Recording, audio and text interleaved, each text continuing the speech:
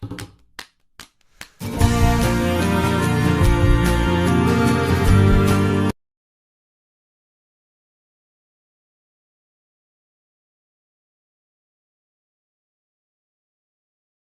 1, waktu Anda 2 menit dimulai ketika Anda berbicara. Silakan.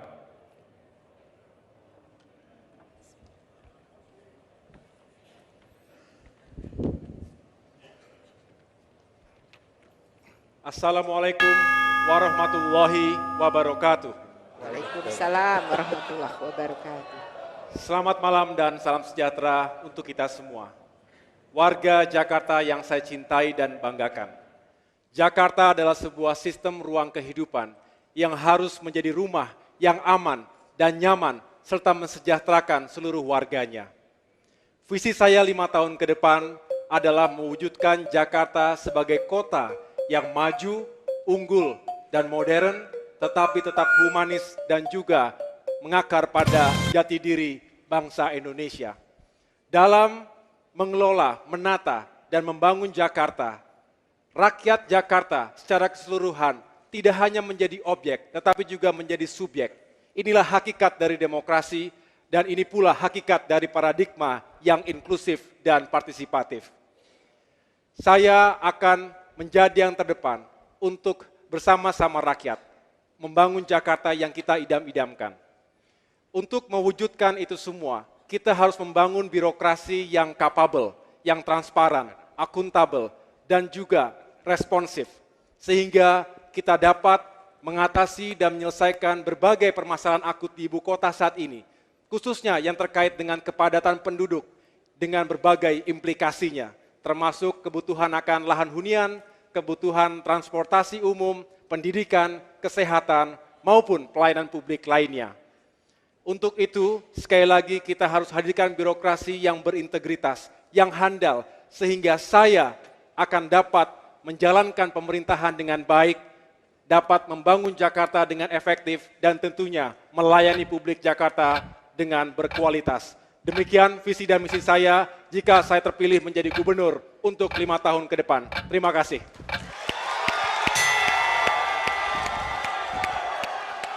Kini kesempatan penyampaian visi misi diberikan untuk paslon 2. Waktu Anda 2 menit dimulai ketika Anda berbicara. Silakan.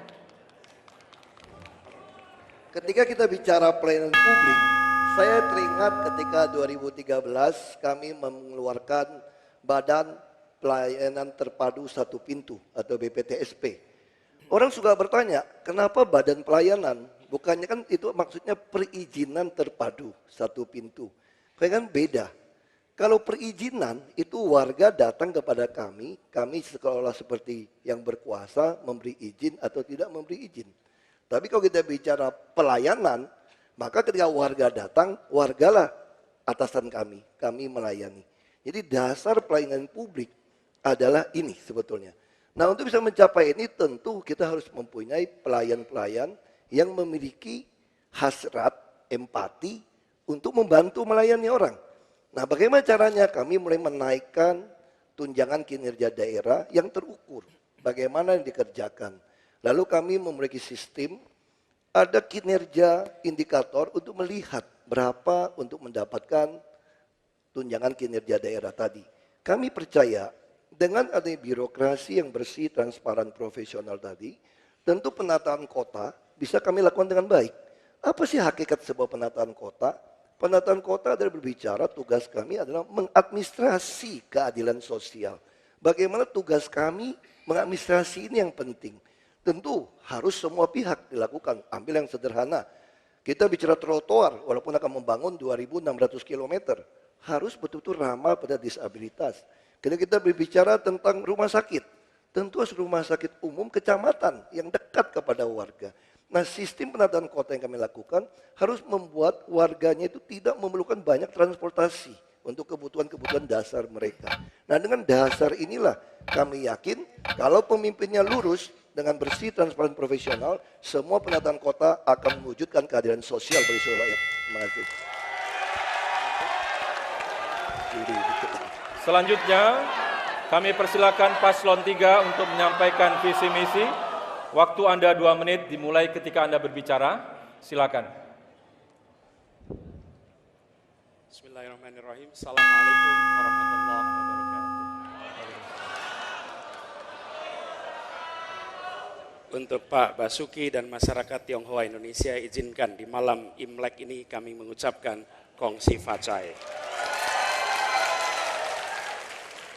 Malam ini hadir juga guru saya dari Jogja, Pak Jono. Matur nuwun Pak Jono, sampun rawuh saking Yogya khusus kangge acara debat malam ini. Matur nuwun Pak.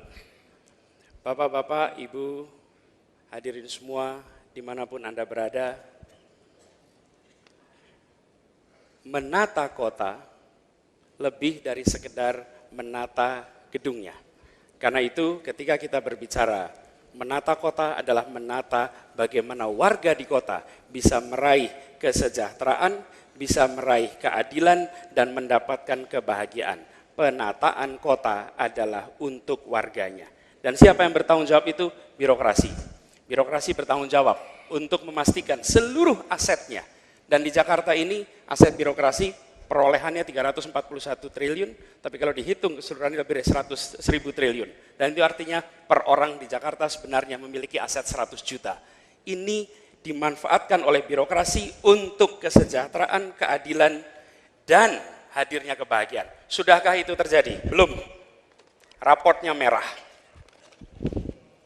Kalau kita lihat di sini, laporan kinerja CC, kita bicara realisasi program, rencana 100%, terlaksana 70%. Bicara hasil audit BPK, tidak mencapai wajar tanpa pengecualian.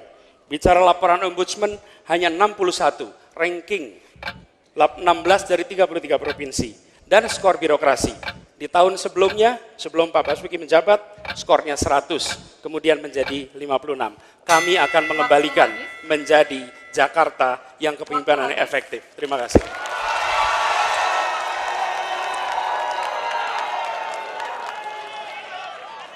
Hadirin dan pemirsa, kita sudah bersama-sama mendengarkan visi misi para kandidat. Di segmen berikutnya, para paslon akan menjawab pertanyaan yang sudah disusun oleh panelis.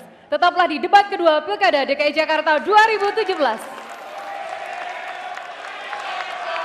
Anda kembali menyaksikan siaran langsung debat kedua Pilkada DKI Jakarta 2017. Di segmen kedua ini, para pasangan calon atau paslon akan menjawab pertanyaan yang telah disusun oleh tim panelis.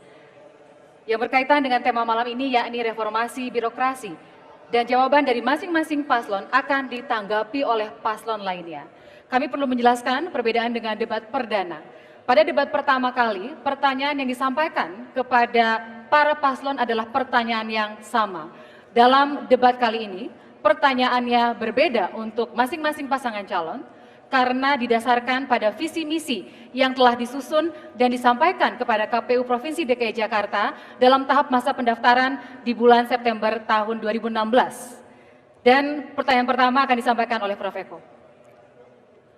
Pertanyaan untuk Paslon 1. Salah satu poin dalam program aksi Paslon 1 adalah meningkatkan kualitas dan keandalan birokrasi yang bersih dan bertanggung jawab.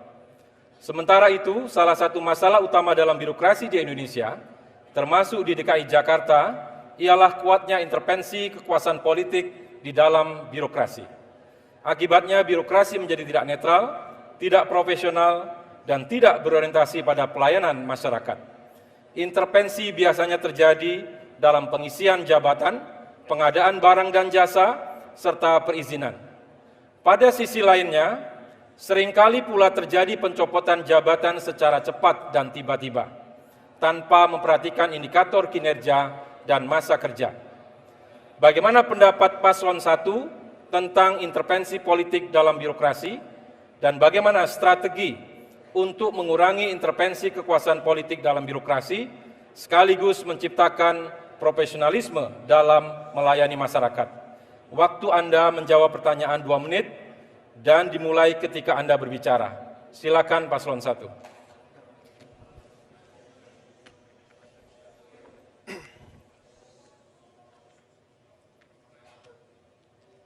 untuk bisa menyelesaikan permasalahan di Jakarta yang begitu kompleks, memang harus diawali dengan sebuah birokrasi yang berintegritas. Menggunakan prinsip-prinsip good governance, akuntabel, transparan, responsif, dan juga tentunya capable. Artinya, kita harus meyakinkan bahwa birokrasi yang kita pimpin itu benar-benar memiliki tingkat profesionalisme yang baik, yang berdisiplin, dan juga memiliki kapasitas dan integritas yang juga unggul. Di sini kita harapkan bisa menjadi kekuatan untuk bisa menyelesaikan permasalahan-permasalahan yang ada di Jakarta, sehingga birokrasi bisa benar-benar melayani publik dengan berkualitas dan tentunya semakin hari semakin baik. Tadi benar dikatakan adanya intervensi-intervensi dari kekuasaan politik yang harus kita hindarkan. Tentu saya akan mengadopsi apa yang menjadi modal saya selama di militer, bagaimana menata sebuah organisasi yang profesional dan juga memiliki merit system dan serba terbuka dan terukur. Tentu kita menggunakan key performance indicators yang terukur untuk tiap-tiap jabatan. Kita yakinkan bahwa setiap birokrat menduduki jabatan sesuai dengan spesialisasi dan kemampuannya. The right man on the right place. Kemudian kita tentu setiap saat mencoba untuk mengembangkan kapasitas mereka melalui pendidikan, pelatihan yang relevan. Dan kita harus hindarkan dari membangun kultur serba takut. Karena merasa terancam sedikit-sedikit akan dimutasi atau dipecat. Karena ini hanya akan menurunkan semangat kerja, mengubur inovasi, kreativitas, dan inisiatif. Dan tentu jika kita ingin membangun sistem dan birokrasi yang mapan dan handal, kita harus memberdayakan semuanya. Semua menjadi bagian dari kemajuan Jakarta. Terima kasih.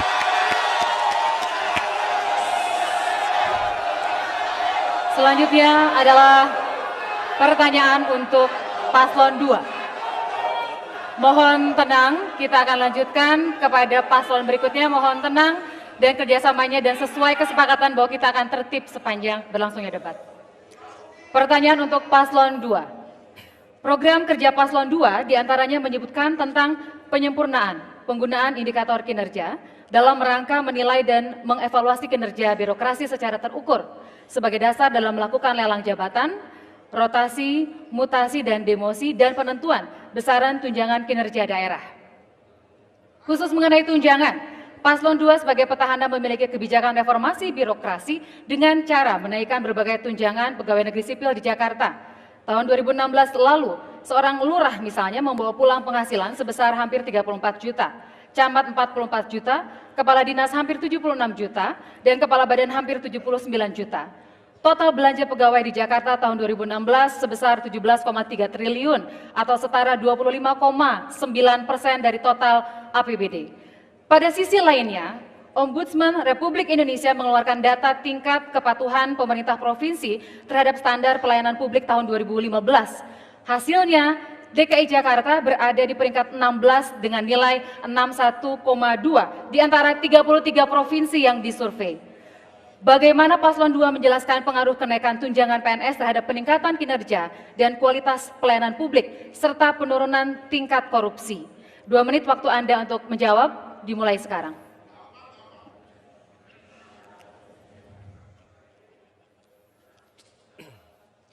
Tugas utama dari birokrasi adalah melayani setiap warga Jakarta, mulai dari dalam kandungan lahir sampai meninggal dunia.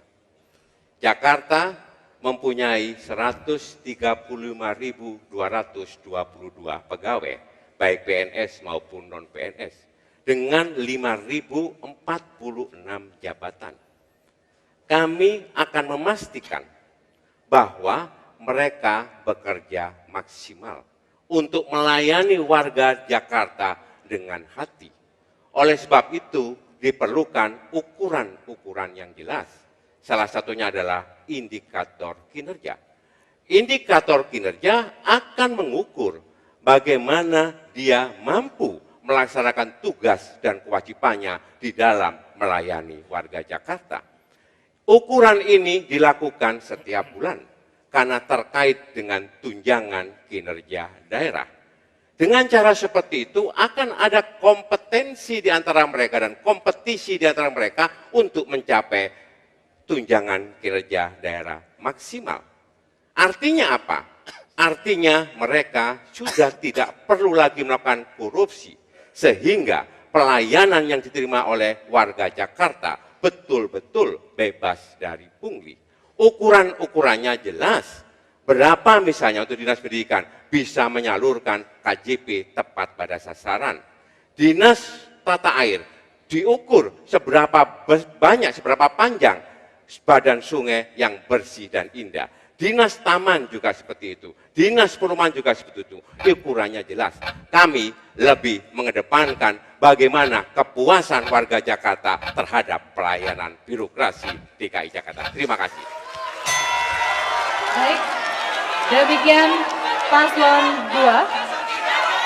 Berikutnya paslon 3. Mohon untuk kembali tenang para pendukung. Kami sangat hargai semangat dan antusiasmenya, tetapi tentu harus tetap menjaga ketertiban. Pertanyaan untuk paslon 3. Dalam program kerja paslon 3 dinyatakan mengenai pembangunan budaya birokrasi yang efektif. Badan Kepegawaian Negara tahun 2016 mengeluarkan data tentang kompetensi dan potensi PNS pada level jabatan pimpinan tinggi pratama atau eselon 2 dan pejabat administrator atau eselon 3 terhadap 1.128 di berbagai kementerian, lembaga, dan pemerintah daerah. Hasilnya hanya 11,52% yang dapat mencapai pemerintahan dengan kinerja tinggi. Sebanyak 34,57% PNS berdasarkan pengukuran tersebut memiliki kompetensi dan potensi yang sangat rendah, bahkan cenderung tidak bisa mendukung kinerja pemerintahan. Bagaimana paslon 3 melihat kondisi profesionalisme birokrasi di Jakarta dan apakah yang akan dilakukan terhadap PNS yang memiliki kompetensi dan potensi yang sangat rendah? Waktu 2 menit untuk menjawab, silakan.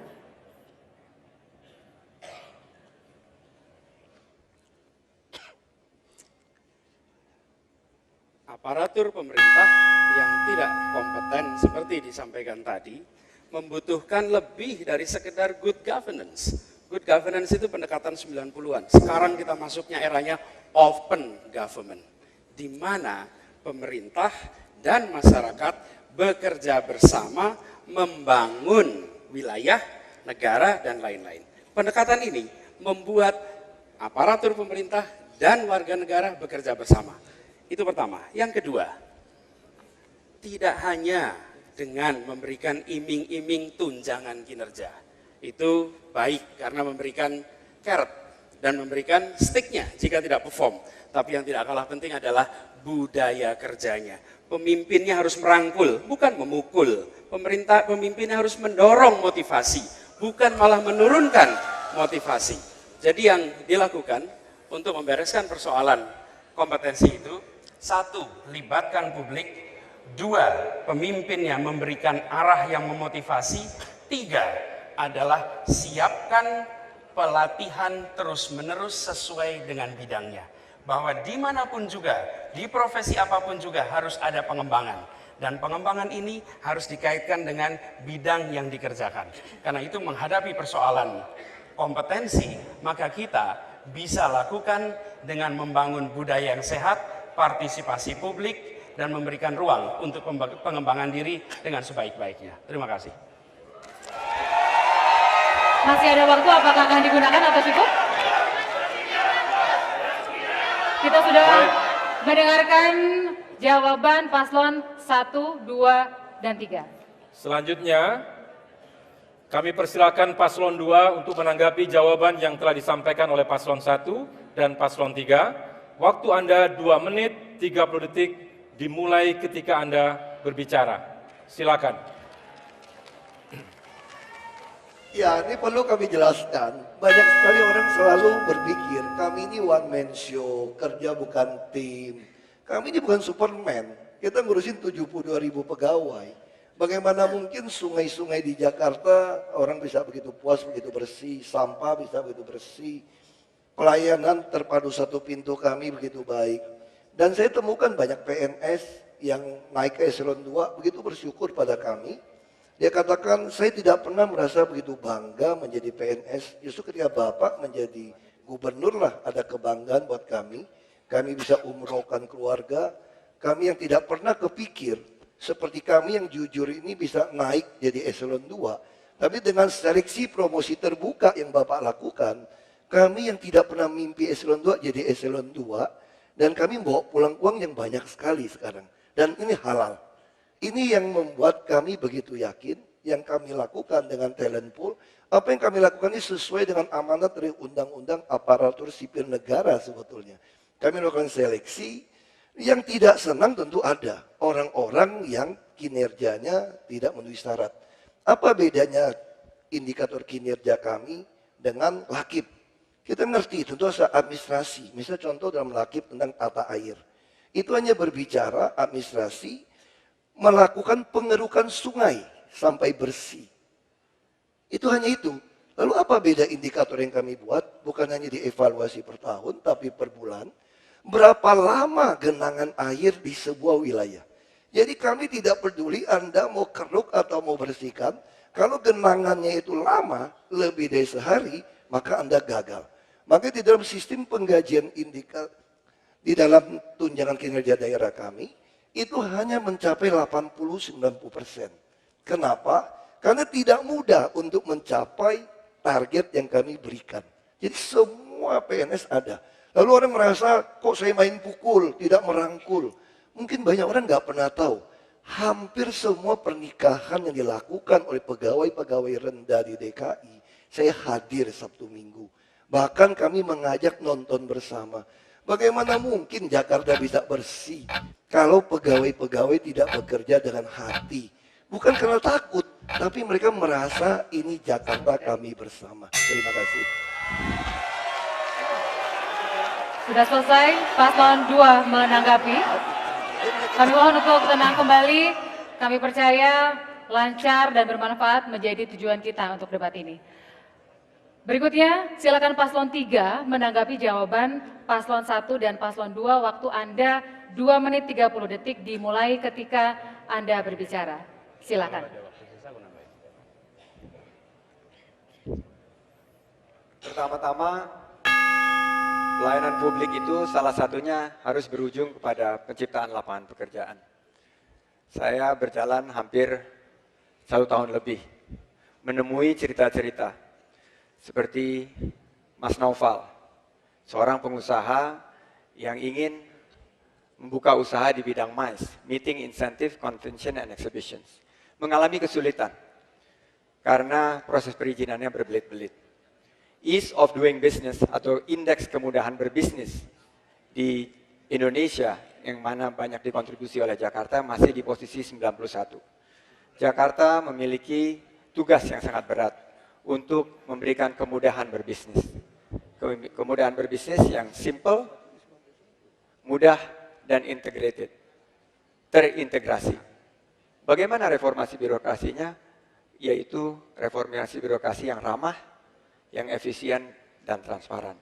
Saya melihat banyak sekali lapangan kerja bisa dihadirkan jika tokoh-tokoh seperti Mas Naufal bisa membuka usahanya. Menciptakan lapangan kerja bagi 10-15 orang dalam periode 10-20 tahun ke depan, mungkin dia menjadi pengusaha yang sukses. Saya juga melihat bagaimana Ibu Susanti, pedagang kecil menjual kopi. Bagaimana di wilayah Kembangan, dia bilang dia tidak mendapatkan lahan usahanya. Kadang-kadang dia harus diusir oleh Satpol PP. Saya tanya, ada yang beli nggak Bu Susanti kopinya? Ada. Siapa?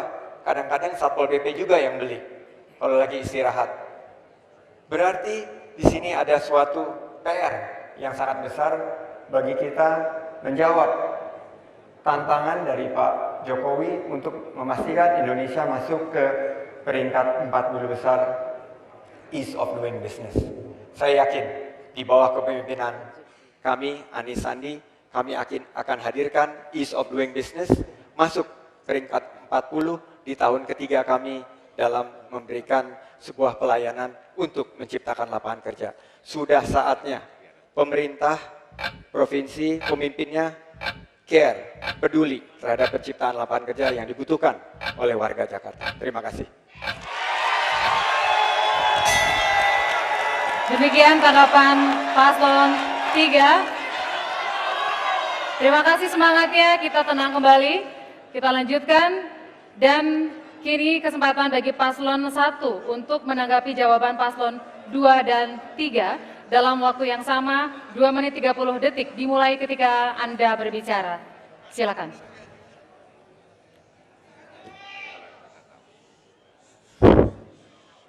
Terima kasih.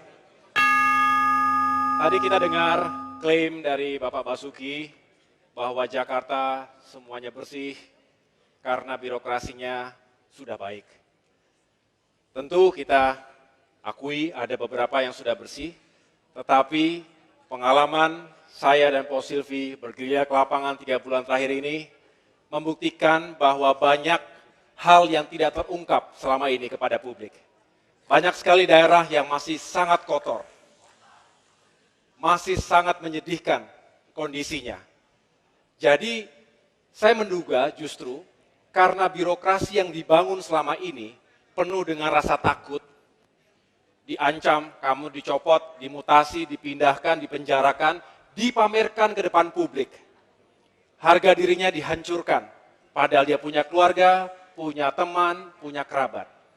Tetapi tidak dipedulikan itu semua karena alasannya ingin meningkatkan kinerja birokrat. Bagi saya itu bukanlah sesuatu yang konstruktif. Justru sebaliknya. Itu pula yang menurut saya menjelaskan mengapa raportnya merah.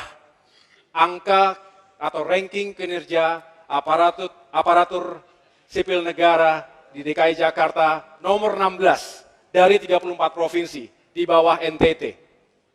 Mengapa? Padahal anggarannya begitu besar. Mengapa? Padahal segalanya ada di Jakarta. Menurut saya ini ada kaitannya bahwa kepemimpinan dan manajemen yang selalu dilakukan dengan cara-cara tidak saja impulsif tetapi juga represif, maka hanya akan mematikan kreativitas. Dan celakanya, kalau anak buah kita, birokrat di bawah kita, serba takut, maka dia akan sangat mudah memberikan laporan-laporan yang bersifat ABS, asal Bapak suka. Ini bahaya, ini pula mungkin yang tidak dilaporkan selama ini. Kalau ada yang masih rusak, masih kotor, tidak akan dilaporkan, karena pasti takut. Bukannya diberikan arahan untuk bagaimana menyelesaikan masalah itu, dia takut akan dipecat. Oleh karena itu lebih baik tidak dilaporkan. Ini yang terjadi. Dan ini adalah masukan-masukan dari masyarakat langsung yang kami temui di lapangan. Jika kita punya waktu ke lapangan, tentu kita akan merasakan apa yang dirasakan masyarakat. Terima kasih. Demikian tanggapan dari paslon 1. Kami mohon untuk tetap tenang. Sekali lagi kami mohon untuk tenang, tertib, sepanjang berlangsungnya debat. Hadirin dan pemirsa, debat kedua Pilkada DKI Jakarta tahun 2017 akan kembali di segmen berikutnya dengan pendalaman tema mengenai pelayanan publik setelah yang berikut ini.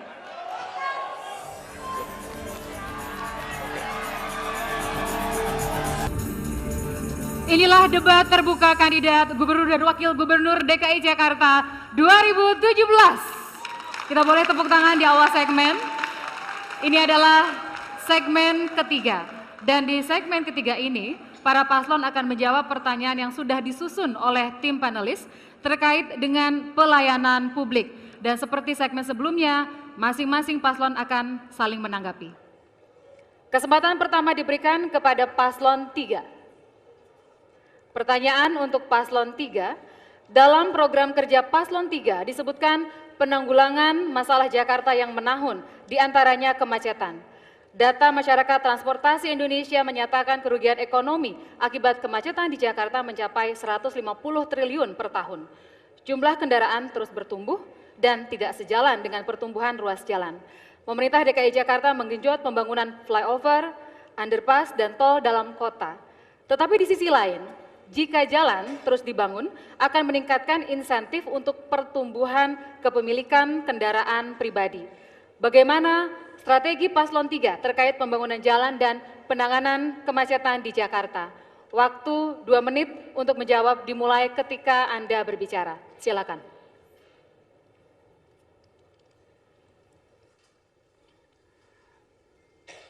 Problem kemacetan di Jakarta karena kita semua mayoritas menggunakan kendaraan pribadi. Karena itu, sederhananya solusinya adalah dengan memfasilitasi kendaraan publik massal. Bukan hanya kendaraan publik massal. Kalau hanya kendaraan publik saja bisa ojek, itu kendaraan publik, tapi tidak massal. Arahnya kemana? Arahnya kepada penggunaan seperti busway, bis, minibus, sampai dengan angkot. Yang kita akan bangun adalah sistem transportasi yang terintegrasi. Artinya, kalau kita membayangkan warga Jakarta seperti badan, maka jalur transportasi adalah pembuluh darahnya. Bisa mengalir ke seluruh bagian. Sistem transportasi yang ada di Jakarta, angkutan umum massal, tidak bisa menjangkau semua titik. Di Jakarta ada 13 juta motor, 4 juta mobil, dengan 10.200.000 penduduk. Dengan situasi seperti ini, maka yang akan kita lakukan adalah, pertama, membuat jalur MRT, LRT, dan BRT sebagai tulang punggung. Sesudah itu, jalur yang lebih kecil, bis yang lebih kecil, kemudian mikrolet, angkot, sampai ke wilayah-wilayah. Angkot bergerak di kampung, sehingga seorang warga yang mau pergi dari satu titik ke titik lainnya bisa menggunakan kendaraan umum dekat rumahnya dan sampai ke lokasi yang dituju. Hari ini tidak ada kendaraan yang sampai ke wilayahnya masing-masing. Dan kita akan menyiapkan Rp5.000 untuk seluruhnya, bukan hanya busway, naik mikrolet, naik angkot, bayar 5.000, pindah tiket terusan tanpa harus bayar, sampai ke tempat tujuan. Dan itu dilakukan secara terintegrasi. Dengan cara demikian semua akan mendapatkan manfaat. Terima kasih. Waktu habis. Kita lanjutkan. Mohon tenang para pendukung. Semangatnya luar biasa tapi harus tetap tertib selama berlangsungnya debat. Berikutnya pertanyaan untuk Paslon 1. Dalam strategi kebijakan Paslon 1 disebutkan diantaranya mengenai pengelolaan sampah. Sampah merupakan salah satu masalah utama di Jakarta. Volume sampah mencapai 6.500 sampai 7.500 ton per hari. Volume sampah yang sangat tinggi tersebut membutuhkan biaya besar untuk menanganinya. Pada sisi lainnya, kawasan di sekitar Jakarta juga semakin resisten untuk menerima dan menjadi tempat pembuangan akhir sampah dari Jakarta. Bagaimana strategi Paslon 1 untuk mengelola sampah secara inovatif dan berkelanjutan? Silakan dijawab dalam waktu 2 menit dimulai sekarang.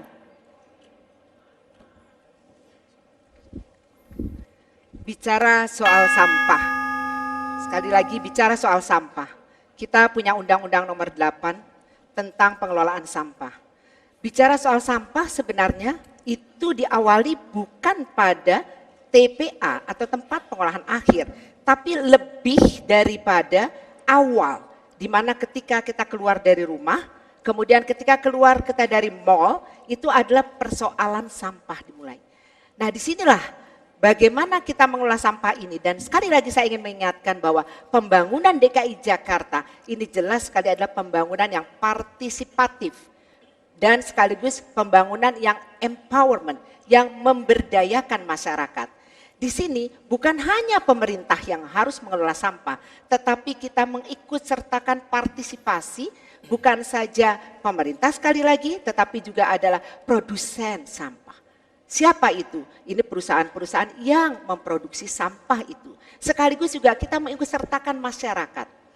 Dalam perjalanan saya bersama Mas Agus tentunya ketika melakukan gerilya lapangan, itu ternyata banyak sekali sampah-sampah. Kita ketemu di Muara Kamal, kita ketemu di Penjaringan, kemudian bahkan kita ketemu juga di Tanjung Priuk, kemudian di Cipinang Cakung. Sampai saya mengatakan, sesungguhnya bicara sampah, ini pemerintah kalau boleh dibilang sekitar 7.000 ton per hari.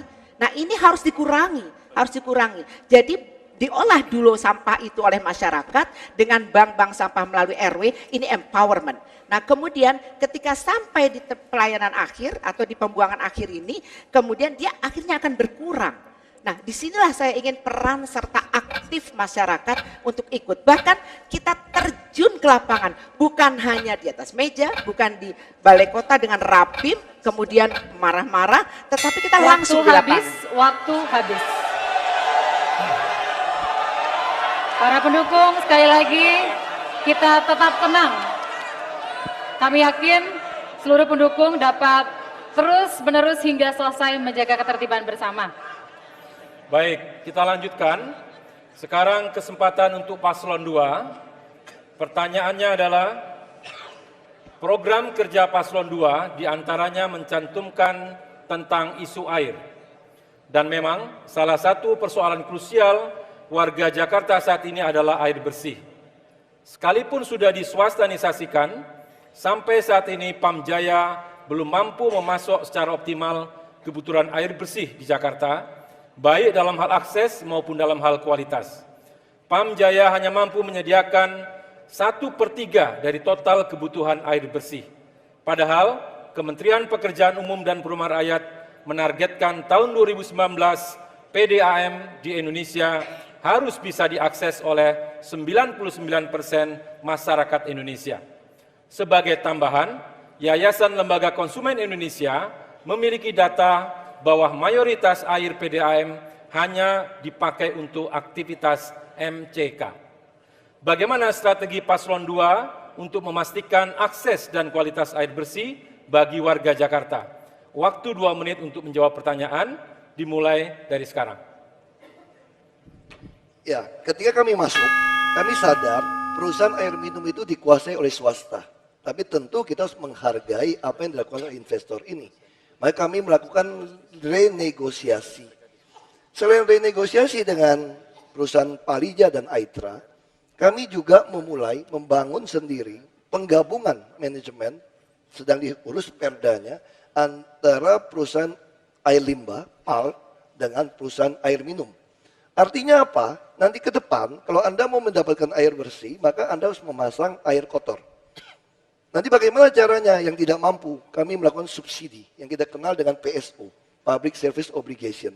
Ketika masyarakat nggak mampu membayar nilai tertentu, kami yang membayar. Ini yang kami namakan bagaimana mengadministrasi keadilan sosial.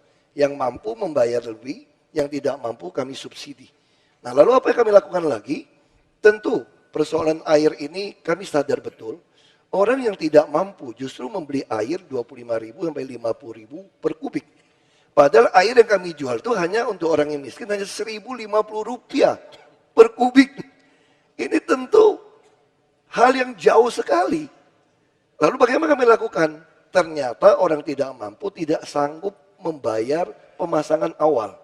Nah sekarang kami telah memasang puluhan ribu rumah-rumah, saya kira mungkin tahun ini bisa capai ratusan ribu, pemasangan gratis. Karena bagi orang yang tidak mampu, yang penting jangan bayar uang mukanya yang berat. Nah kalau sehari-harinya kami kenakan 7.000 per kubik, bayar. Yang penting jangan bayar 1 juta, 1,8 juta untuk pemasangannya. Nah programnya sedang kami kerjakan. PAL telah di-manage oleh orang-orang dari PAM. Kami yakin PU juga bekerja dengan baik. Kita lagi kerjakan pengolahan air limbahnya, maka capai target akan tercapai. Terima kasih. Hadirin dan pemirsa, semua paslon sudah mendapatkan pertanyaan dan sudah menjawab pertanyaan yang disusun oleh tim panelis. Sekarang kita akan mempersilakan paslon 3 untuk menanggapi jawaban paslon 1 dan 2. Waktu Anda 2 menit 30 detik dimulai ketika Anda berbicara, dimulai sekarang.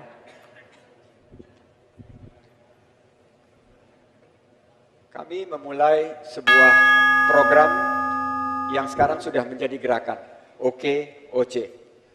Apa itu OKOC? One Kecamatan, One Center for Entrepreneurs. Jadi ide tadi mengenai sampah, bukan lagi sampah menjadi masalah, tapi sampah menjadi berkah. Sampah dengan program OKOC akan menjadi sebuah sumber penghasilan, memiliki nilai tambah. Banyak sekali pengusaha-pengusaha sekarang lahir dalam pengelolaan sampah.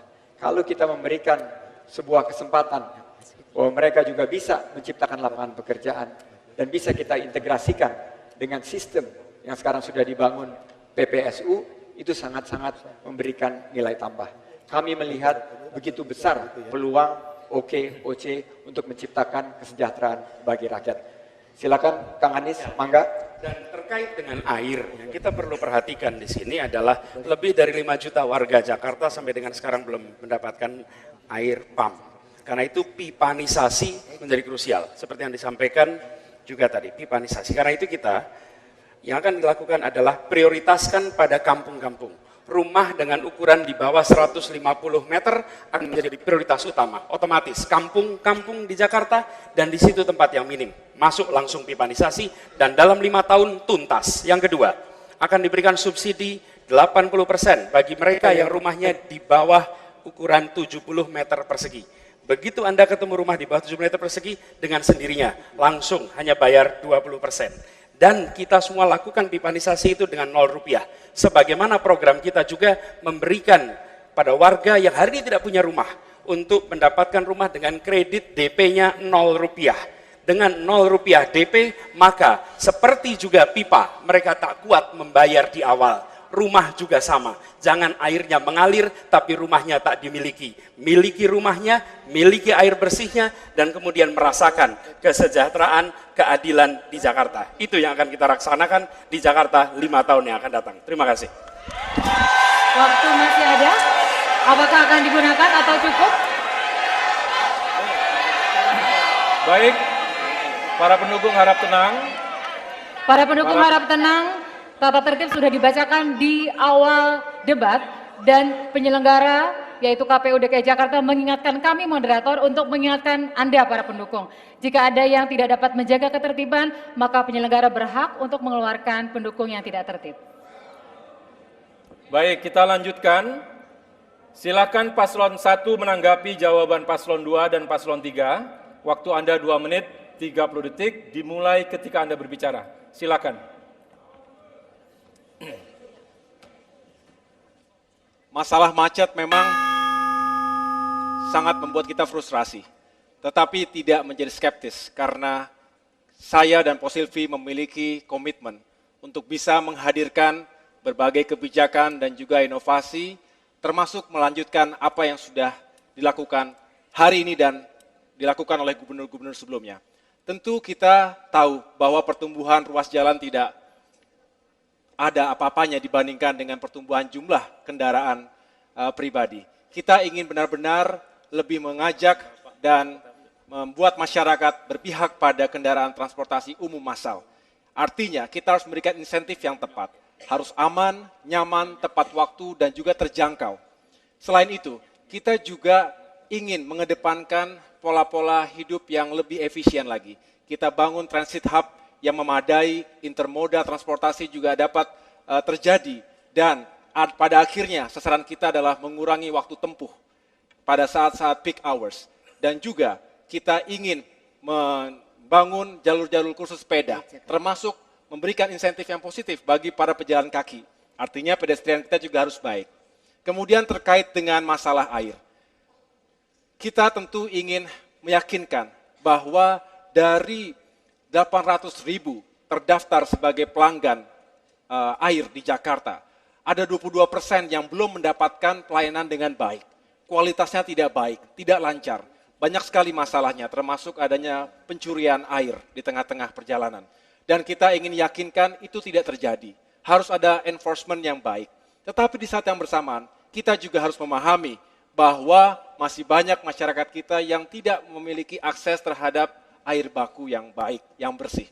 Oleh karena itu, pemerintah memiliki tanggung jawab untuk bisa menyiapkan persediaan air baku yang semakin baik. Tentu kita harus lakukan secara sistematis. Kita bangun kolam-kolam retensi, termasuk sumur-sumur resapan dan juga dengan water harvesting.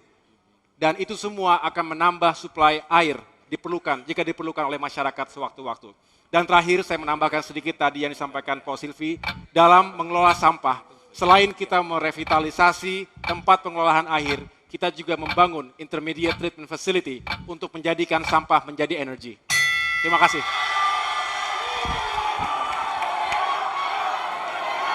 Terima kasih. Terima kasih, semangatnya, kita tenang. Sekali lagi kami mengingatkan sebagai moderator, pesan dari penyelenggara KPU Provinsi DKI Jakarta, jika ada pendukung yang tidak dapat menjaga ketertiban selama berlangsungnya debat, maka penyelenggara berhak mengeluarkan yang bersangkutan dari ruangan debat. Jelas? Baik, kita lanjutkan.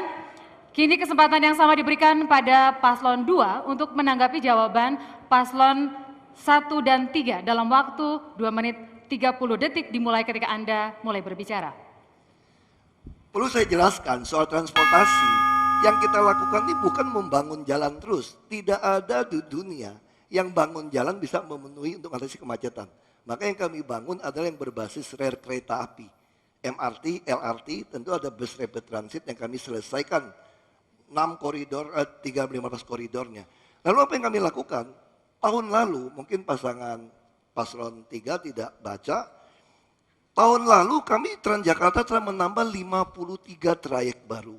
Tahun ini akan menambah 77, langsung masuk ke perumahan-perumahan. Kenapa belum kelihatan? Karena kami tidak ingin impor. Hampir semua bus kami beli dari lokal karoseri.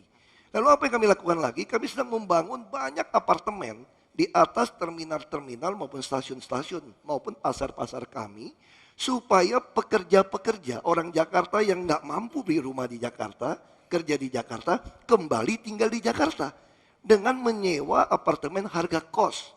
Tapi ketika gajinya di atas 10 juta, kami akan menjual apartemen itu dengan harga modal, hanya 300 juta untuk ukuran 36.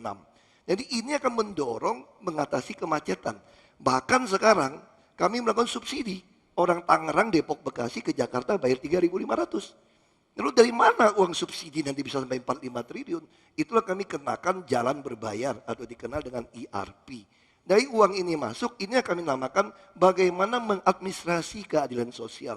Lalu mengenai sampah, Februari ini bulan depan kami sudah groundbreaking membangun waste to energy. Dikerjakan oleh BUMD kami. Jadi kami sudah siapkan semua bertahap, termasuk di kampung-kampung harus dididik dengan uang yang baik. Mungkin Mas Jarod bisa tambahkan sedikit. Terima kasih. Untuk mutasi, promosi, dan demosi, ukurannya jelas. Kita sangat sabar. Beberapa kali kita berikan peringatan, masukan. Jangan korupsi.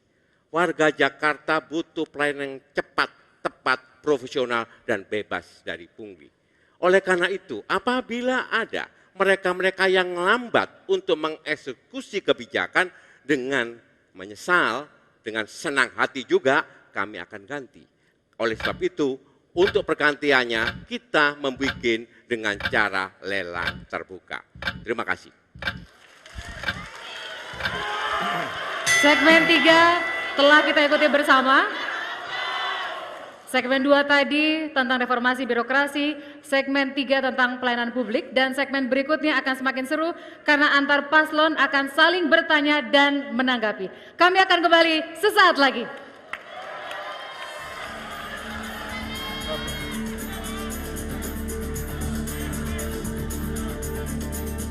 Kita lanjutkan debat publik calon gubernur dan wakil gubernur DKI Jakarta periode 2017-2022.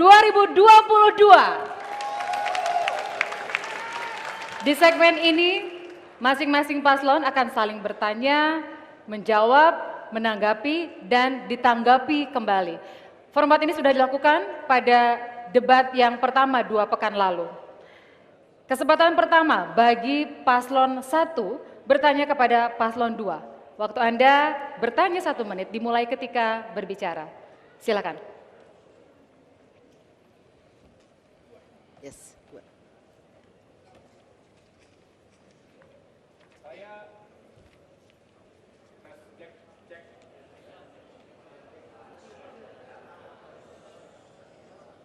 Kami akan pastikan audio untuk paslon 1. Mohon tenang, karena waktu tidak akan dikurangi, waktu baru akan dihitung mundur sejak paslon berbicara.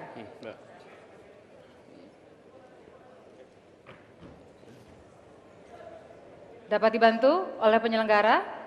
Mikrofon untuk paslon 1. Kami sampaikan kembali ini adalah kesempatan paslon 1 bertanya kepada paslon 2. Waktunya adalah 1 menit, dimulai sekarang.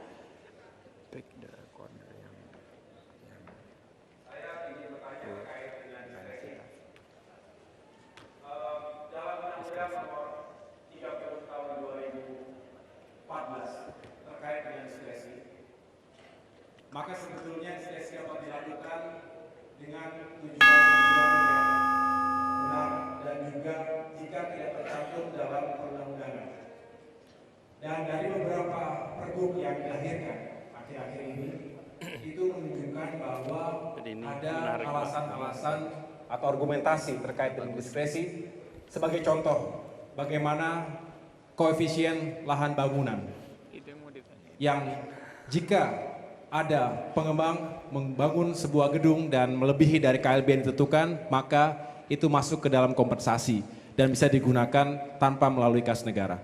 Ini saya bertanya, apakah prinsip-prinsip seperti ini bertentangan dengan upaya untuk membangun birokrasi yang akuntabel dan juga tentunya bertanggung jawab?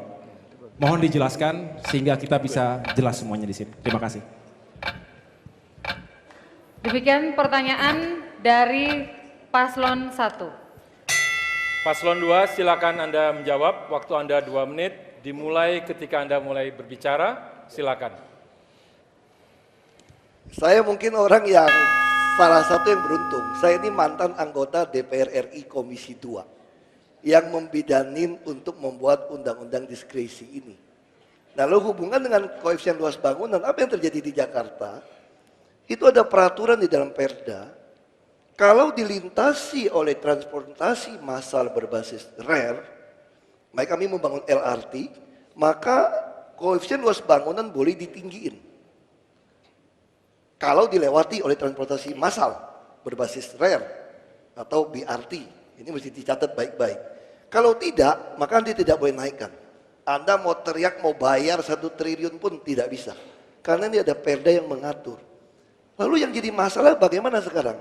Ternyata ketika KLB diizinkan dinaikkan karena berbasis rel, penumpangnya banyak, tidak ada pengaturan diizinkan dari undang-undang administrasi menerima uang tunai ke dalam APBD. Lalu bagaimana? Masa kita dia tambah untung, kita nggak dapat untung? Nah, disitulah kita mengenakan kontribusi tambahan dengan dasar perjanjian kerjasama. Kami telah menerima hampir 3,8 triliun, bukan dalam bentuk uang, komitmen 3,8 triliun. Dengan cara apa? Setelah dia membangun infrastruktur, trotoar, seperti Semanggi. Saya bisa tunjukkan, ini Semanggi kita bangun 400 miliar, itu dari uang kontribusi orang menaikkan bangunan di sekitar Semanggi. Kenapa Semanggi bisa dinaikkan begitu tinggi? Karena dilewati oleh MRT. Ini 400 miliar. Nanti mencatatnya bagaimana? Kita menggunakan perusahaan penilai. Setelah mendapat nilai berapa, itu dibukukan ke APBD sebagai aset, sebagai pendapatan lain-lain. Jadi ini sangat jelas, tetap berdasarkan good governance dan transparansi. Karena itu moto kami, BTP. Jawaban paslon 2 sudah disampaikan. Kita akan lanjutkan setelah seluruh pendukung tenang. Kini waktu 1 menit 30 detik untuk paslon 1 menanggapi jawaban paslon 2. Silakan.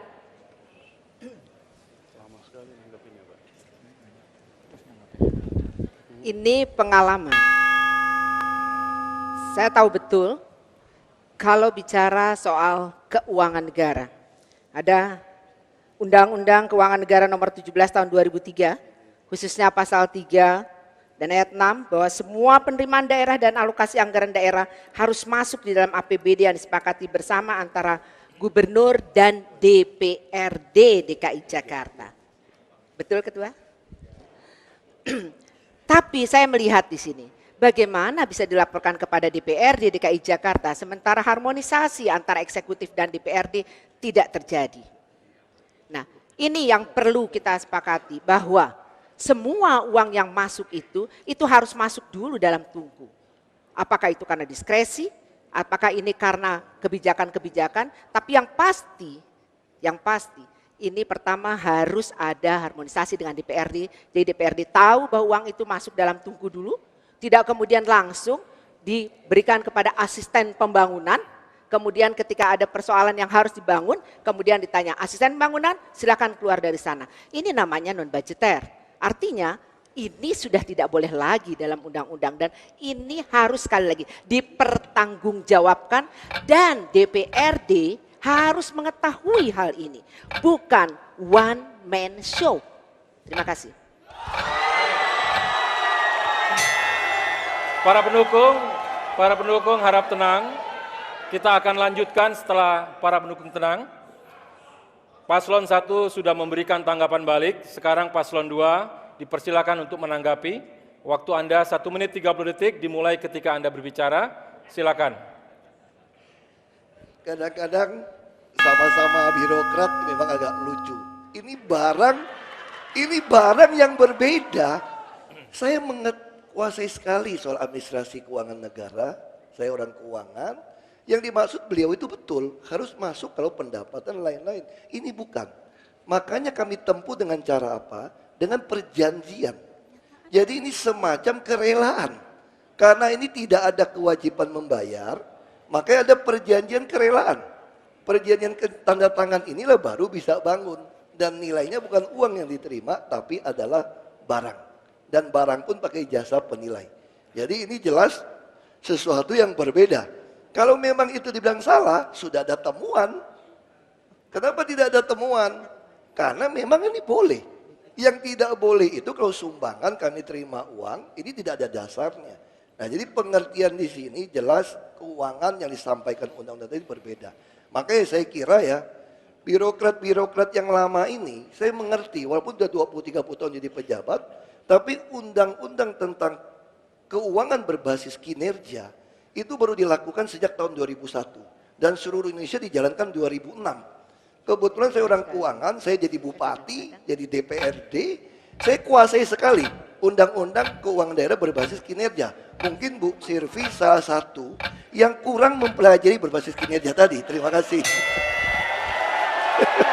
Saling bertanya, menjawab, menanggapi dan menanggapi kembali sudah dilakukan antara paslon 1 dan 2. Bisa tenang? Bisa tenang kembali, bisa tenang kembali para pendukung. Kita semua sesuai komitmen sejak awal dan kami tidak akan pernah bosan mengingatkan untuk ketertiban sepanjang berlangsungnya debat pada malam hari ini. Sekarang giliran dari paslon 2 ke paslon 3. Paslon 2 silakan bertanya, waktu Anda 1 menit, dimulai sekarang.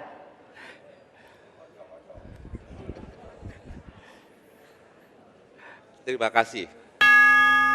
Pak Anies, saya kemarin mendengar ada inkonsistensi terkait dengan kebijakan program reklamasi. Di satu sisi, Pak Anies menyampaikan bahwa nanti akan kita kaji. Di lain sisi, reklamasi harus dihentikan. Tolong berikan penjelasan kepada kami, bagaimana kalau kebijakan kita untuk mengkaji, dan bagaimana kalau untuk menghentikan. Terima kasih. Waktu masih ada, akan digunakan atau cukup? Paslon 2? Baik, cukup. Baik, selanjutnya kita persilakan Paslon 3 untuk menjawab. Waktu Anda 2 menit dimulai ketika Anda mulai berbicara. Silakan. Bismillahirrahmanirrahim. Ini hal yang sangat penting bagi kami. Masalah reklamasi adalah masalah keadilan.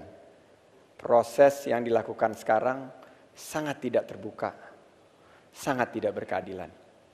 Jauh dari sebuah komitmen terhadap transparansi dan terhadap fairness, di mana nelayan tidak pernah dipikirkan dampaknya.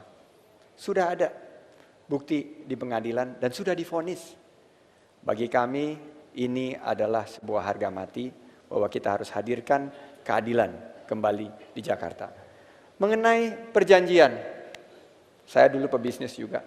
Saya tahu pasti ada sengketa nantinya. Dan itu ada melalui undang-undang, ada badan yang akan menyelesaikan persengketaan dengan konsumen. Dispute itu selalu ada. Dan harus ada resolusinya dengan menjunjung tinggi sebuah keberpihakan. Keberpihakan kepada siapa? Kepada rakyat. Kepada rakyat yang selama ini tidak merasakan keadilan yang dihadirkan untuk mereka. Saya melihat bahwa ini adalah sebuah perjuangan untuk membela rakyat.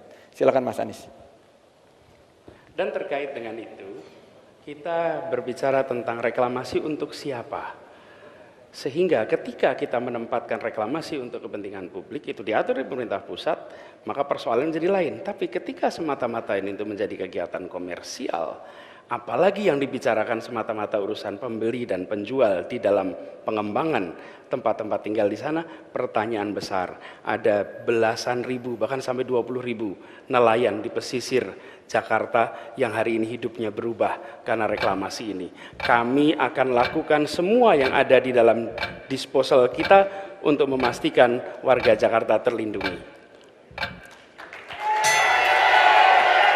Baik, kita akan lanjutkan.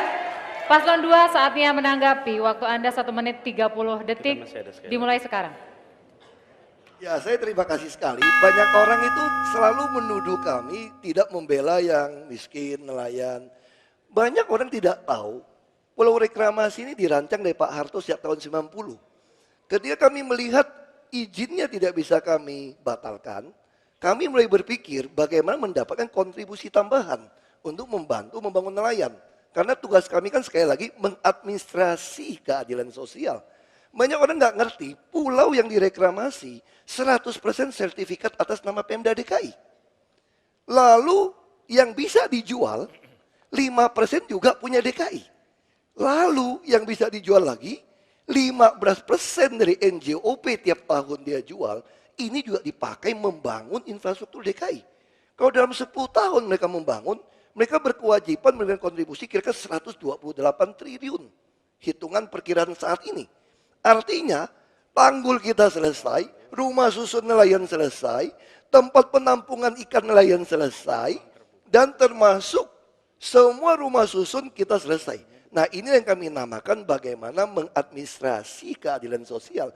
Bukan mengatakan win-win solution.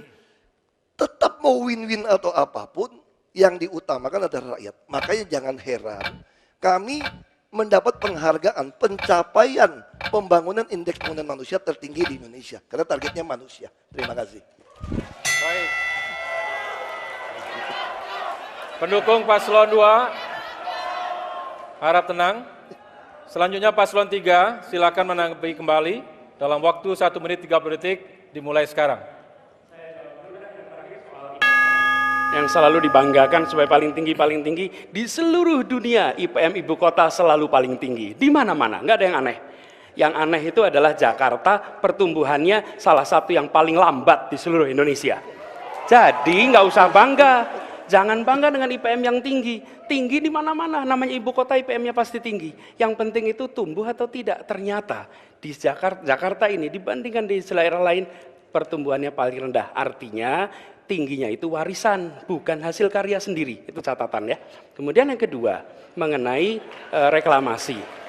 Reklamasi ini kita berencana untuk menggarisbawahi. Kalau bicara tentang masa lalu, Pak Basuki, korupsi pun sudah dimulai dari zaman dulu. Apa ya kita mau teruskan? Apakah selalu segalanya yang dari masa lalu berarti harus diteruskan? Yang sudah sekarang ada, kita manfaatkan untuk kepentingan publik. Warga Jakarta sekarang nggak punya pantai.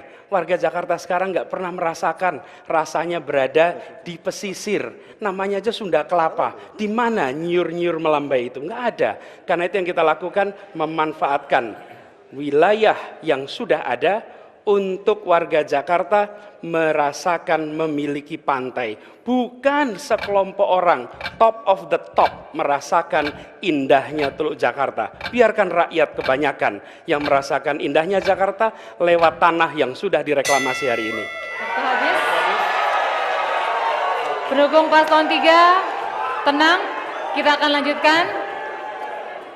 Antara 1 dan 2 sudah, 2 dan 3 sudah, sekarang 3 ke 1. Paslon nomor 3, silakan bertanya kepada Paslon 1 dalam waktu 1 menit, waktu dimulai sekarang.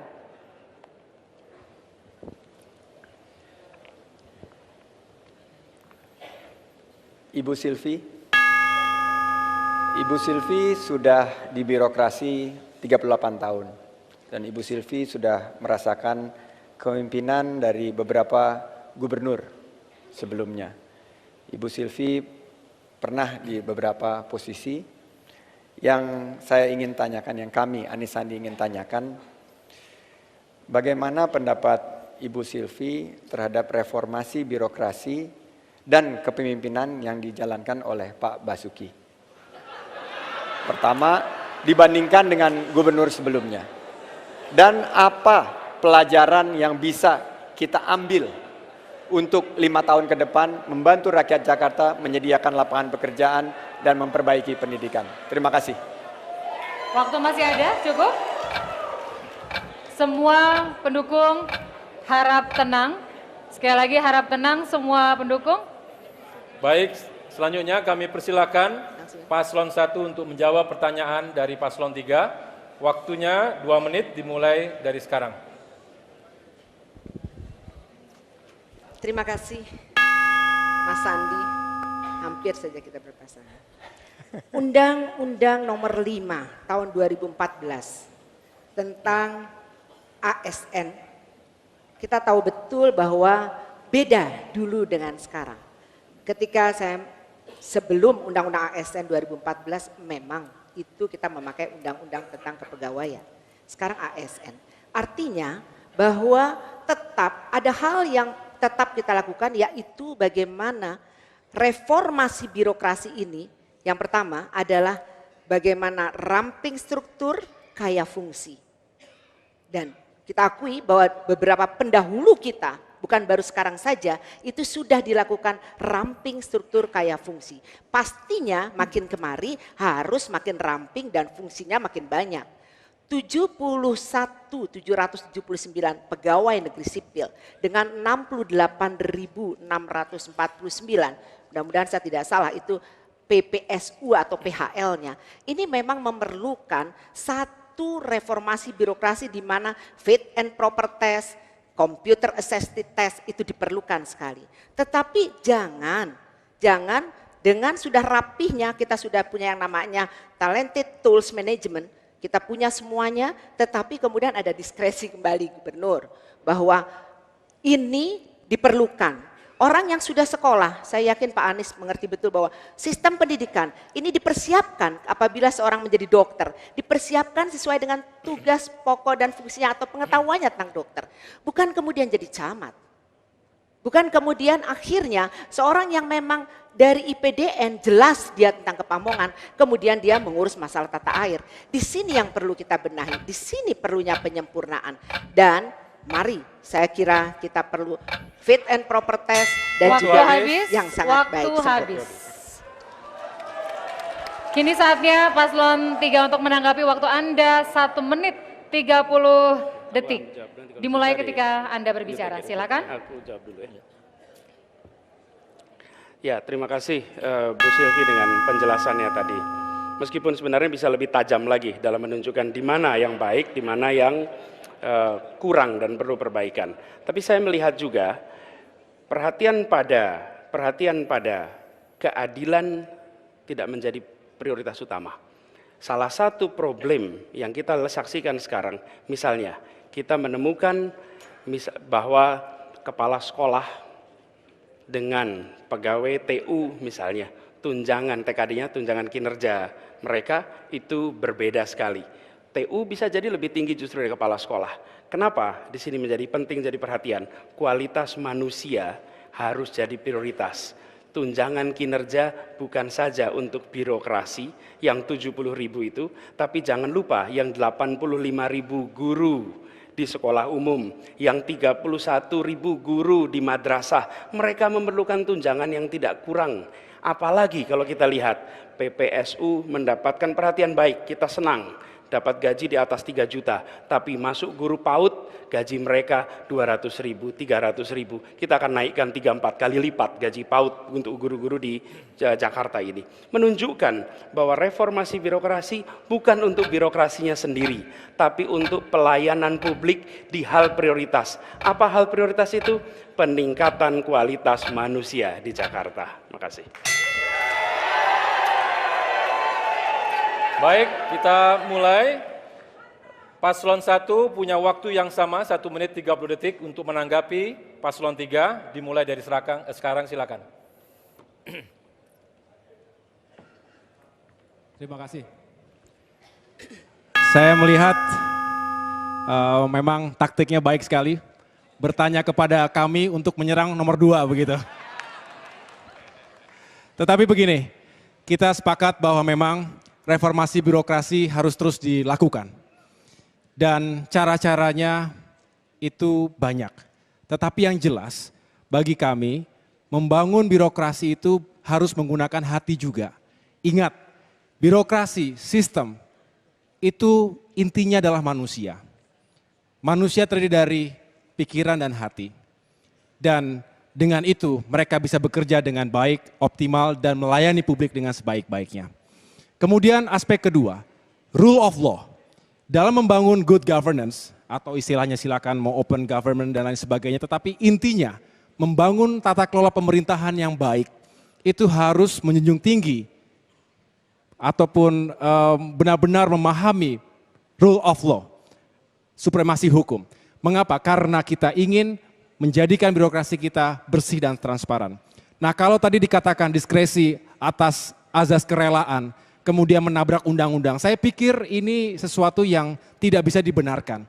Kalau hanya katakan itikat baik, kemudian kita melanggar undang-undang yang sudah ditentukan sebelumnya, maka kita sebenarnya menyimpan bom waktu yang akan meledak sewaktu-waktu, dan ini tidak baik untuk generasi berikutnya. Pendukung 1, paslon 1 mohon tenang.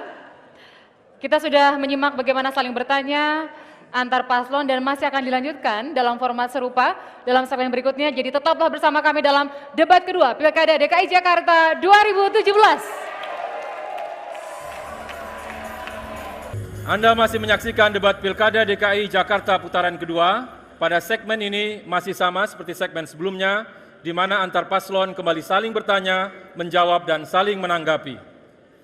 Kali ini paslon 2 silakan bertanya kepada paslon 1. Waktu Anda 1 menit, dimulai ketika Anda berbicara, silakan.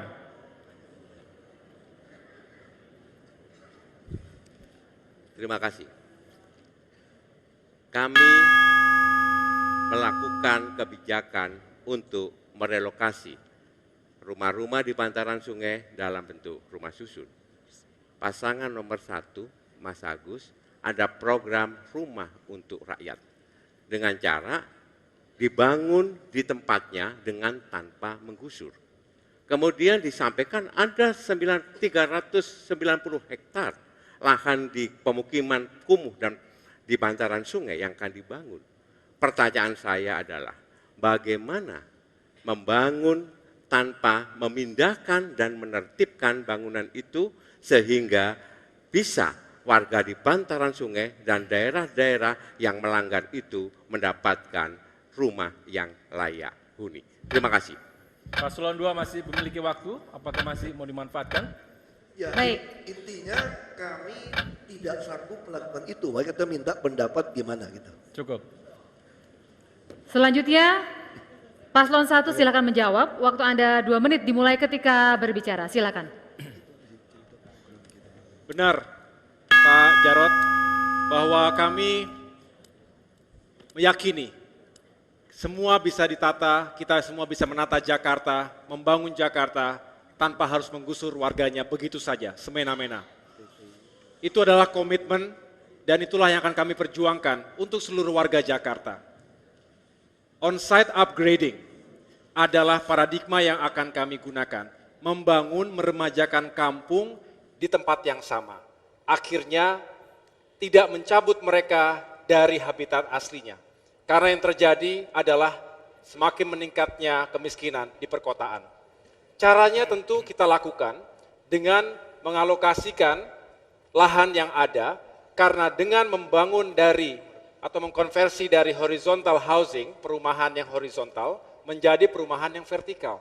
Tentu ada lahan-lahan yang bisa digunakan untuk tetap mereka mendapatkan hunian yang layak dan juga tidak mengganggu aliran sungai. Dan ini juga kita lakukan secara paralel karena kita meyakini bahwa lingkungan hidup juga harus dipelihara sehingga tidak menghadirkan dampak-dampak yang tidak kita inginkan, terutama banjir. Dan itu dilakukan bersama-sama dengan masyarakat.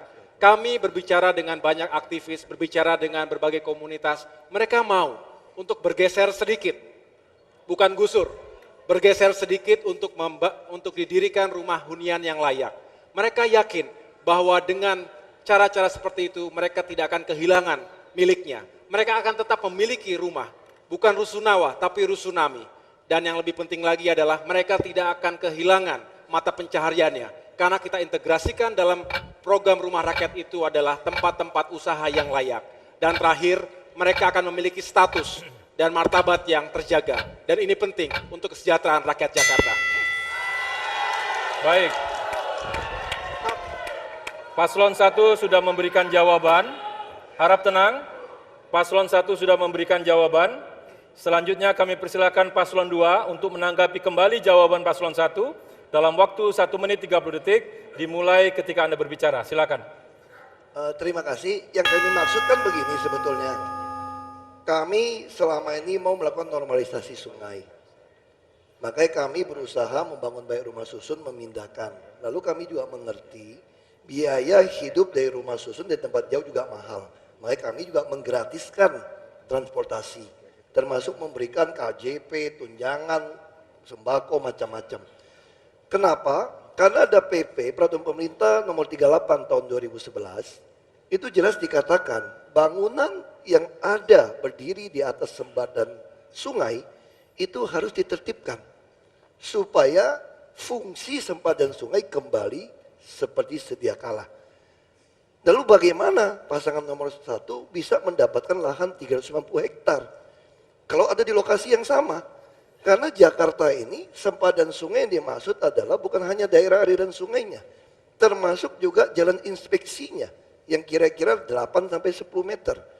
Jadi tidak mungkin kita mendirikan bangunan di atas jalan inspeksi. Bagaimana mau mengontrol, memelihara sungai yang kita normalisasi, yang sudah kita betonisasi kalau tidak ada jalannya. Nah, jadi inilah yang kami tanyakan.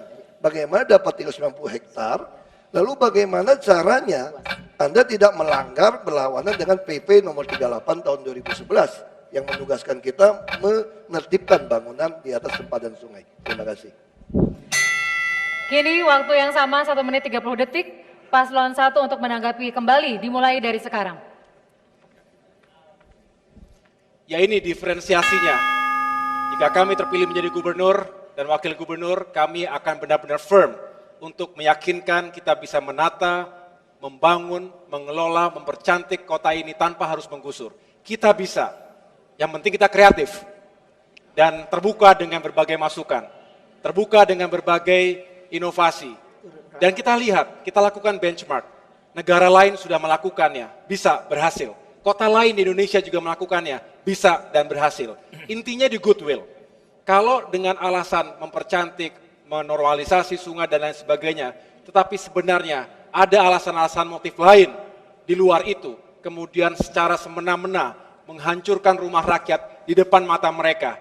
Ini yang sebetulnya menjadi permasalahan sosial, ketimpangan semakin menjadi-jadi. Saya berbicara ke berbagai lokasi, mereka mengatakan, Pak, kami sebetulnya rela saja kalau dilakukan relokasi, bukan digusur dengan paksa dan tanpa kompensasi. Ini masalahnya. Dan kami tidak punya hati untuk melakukan hal seperti itu. Dan kita semua tentu ingin masyarakat hidup dengan baik, sejahtera, dapat tersenyum, tidak memiliki trauma yang membebani hidup mereka sampai kapanpun. Dan ini adalah urusan kemanusiaan, urusan hukum. Dan DKI Jakarta dengan APBD 70 triliun rupiah, rasa-rasanya sangat disayangkan kalau tidak ada sedikit pun perhatian untuk mereka. Terima kasih. Para pendukung Paslon 1, 2, dan 3 mohon tenang. Ya. Kami silahkan untuk duduk kembali yang berdiri, karena sepanjang acara berlangsung silahkan Anda untuk tetap duduk.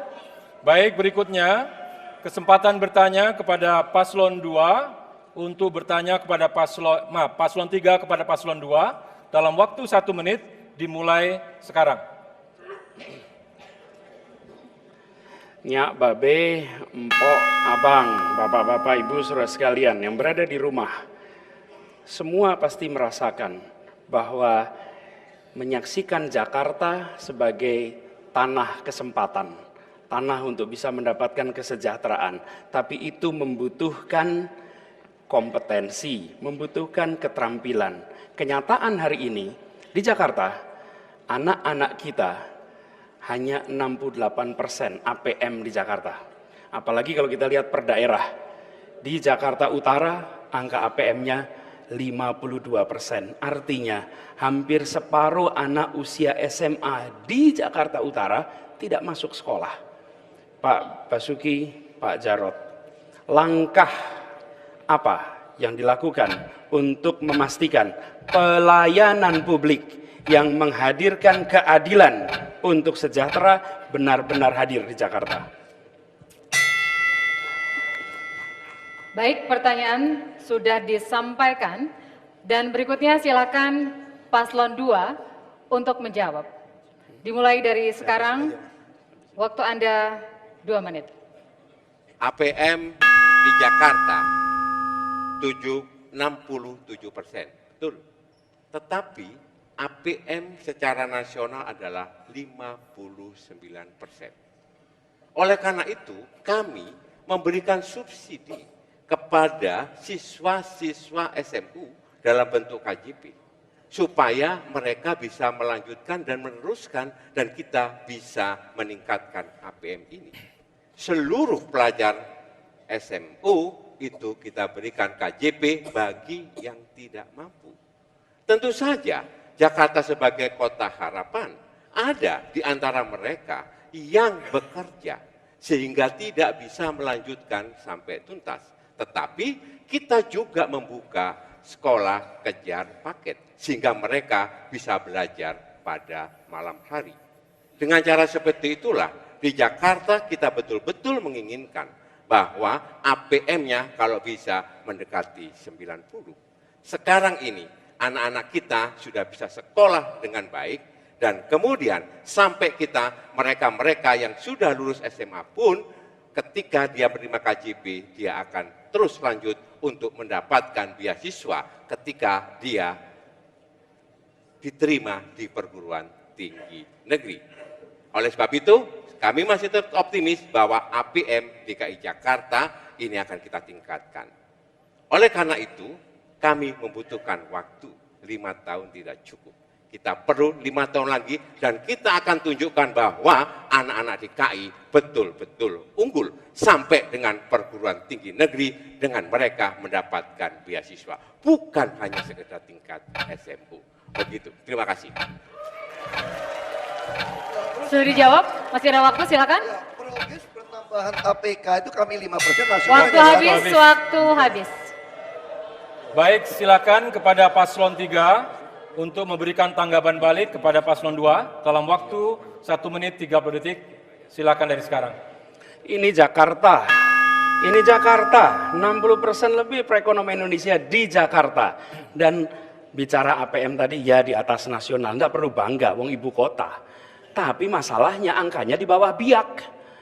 Di bawah Biak angka Jakarta Utara itu. Bagaimana kita? Dan itu tempat tinggalnya Bapak Gubernur. Karena itu masalah bagi kita adalah memastikan mengurusi pendidikan ini bukan sekedar soal memberikan KJP. Dan Bapak sudah lakukan itu 5 tahun dan masih banyak yang tidak terima KJP. Bu Yos di Pondok Pinang berkeluh kesah. Kenapa? Karena pengelolaannya bermasalah. Bagaimana kita bisa menitipkan Jakarta 5 tahun lagi pada Anda ketika mengurusi ini saja tidak beres. Dan ini mendasar bagi semua keluarga di Jakarta. Bagi semua keluarga di Jakarta, memastikan anaknya bisa sekolah itu paling mendasar. Mereka tahu untuk pekerjaan apapun diperlukan. KJP Plus yang kita siapkan memastikan bukan hanya anak dalam sekolah. Pemerintah bukan hanya mengurusi anak sekolah, tapi anak putus sekolah akan mendapatkan KJP Plus. Mereka bisa kursus menggunakan KJP Plus. Yang tidak kalah penting, pemberiannya akan menggunakan jaringan RT RW. Mengapa? Mereka yang tahu tentang masyarakat miskin di Jakarta. Sekolah guru bukan orang yang paling tahu tentang itu. Tugasnya mendidik di sekolah. Menjangkau warga miskin, kita gunakan jaringan aparatur, bahkan sampai warga lewat RT dan RW. Semua dapat KJP Plus. Tanggapan paslon 3 sudah disampaikan. Kini kesempatan Kami mohon tenang, sekali lagi mohon dapat tenang. Kami tegaskan, kita sudah memasuki segmen kelima dan sepanjang acara sejak awal penyelenggara mengingatkan jika ada yang tidak tertib maka penyelenggara berhak mengeluarkan yang bersangkutan dari ruangan debat. Kesempatan untuk menanggapi kembali 1 menit 30 detik paslon 2. Silakan.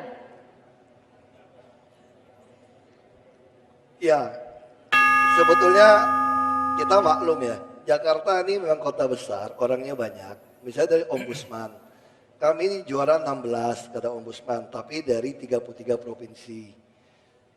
Kalau Pak Anies Kemendikbud juara 22 dari 22 kementerian gitu loh. Ini juga jadi masalah kan? Nah, yang kami mau sampaikan ini adalah progres. Angka partisipasi murni kami 3,5, yang nasional cuma 2. Nah, ini yang penting, progresnya. Kalau kita lihat semua progresnya DKI, makin lama tuh makin membaik. Nah, karena yang datang juga banyak. Misalnya KJP Plus. KJP Plus untuk anak plus sekolah ya oke.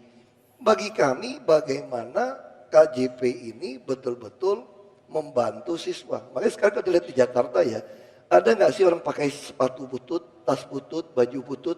Nggak ada lagi. Ada nggak orang pas kenaikan tahun ajaran baru ke Pegadaian menggadaikan untuk minjem uang buat naik kelas? Nggak ada lagi. Bahkan sekarang orang sudah semangat. Kalau kuliah langsung dapat 18 juta. Malah tahun ini kami evaluasi. Mungkin Jakarta butuh 25 sampai 30 juta. Nah kami ini mendidik anak-anak ini memakai kartu. Sekarang anak-anak kampung bangga. Belanja ke toko Gramedia pakai gesek katanya. Ini untuk menaikkan kepercayaan diri mereka. Inilah edukasi yang kami maksud. Terima kasih. Bagian terakhir saling bertanya. Mohon tenang sekali lagi, tidak berdiri tapi tetap duduk sepanjang debat. Bagian terakhir saling bertanya adalah dari paslon 1 kepada paslon 3. Waktu 1 menit untuk bertanya. Disilakan sekarang. Terima kasih. Pak Anies, saya ingin bertanya, ada survei dari Koalisi Warga Jakarta, Koalisi Warga Jakarta 2030, ternyata 98% dari survei tersebut menyatakan bahwa keterlibatan masyarakat terhadap penyusunan RT RW rencana tata ruang wilayah ini boleh dikatakan tidak dilibatkan 98%. Berarti masyarakat tidak terlibat dan tidak mengerti akses tentang rencana tata ruang wilayah tersebut. Bahkan ada produk-produk hukum yang dibuat oleh Pergub. Contohnya 178 tahun 2015 tentang penataan kegiatan dalam pemanfaatan tata ruang. Kemudian ada lagi Pergub 139 2016 tentang RPTRA. Ada lagi 2010-2016 tentang kompensasi. Waktu habis paslon 1. Jadi pertanyaannya apa? Pertanyaannya. Waktu habis silakan paslon 1 kembali ke tempat. Sekali lagi paslon 1 silakan kembali ke tempat. Kami silakan. Paslon 1 silakan kembali ke tempat.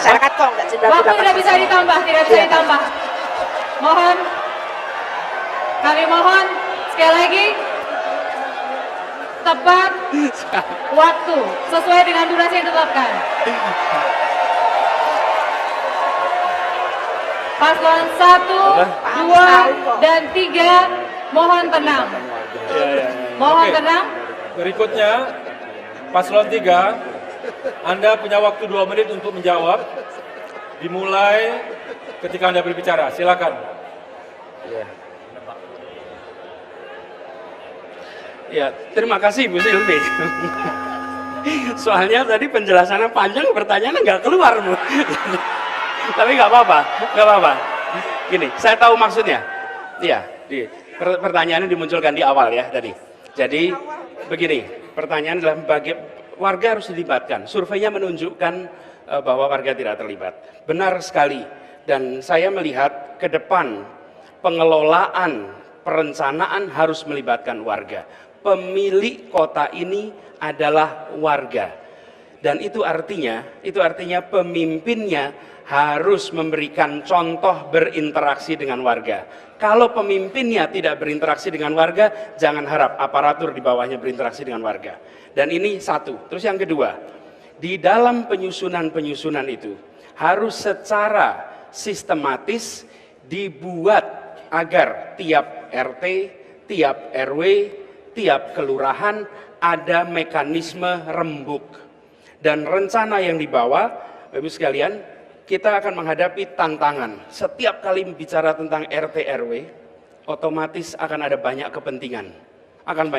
Karena itu, semua rembuk, semua proses ini perlu melibatkan dua komponen. Pertama adalah fasilitator, pertemuannya difasilitasi. Jadi bukan pemerintah datang, lalu mengundang mendengar, biasanya nanti rame. Fasilitator yang memfasilitasi. Yang kedua, pakar di bidangnya yang bisa memberikan contoh-contoh yang sudah dilakukan di banyak tempat lain. Sehingga ketika antara pemerintah membawa rancangan, warga terlibat, ada fasilitator, dan ada pakar yang memberikan contoh.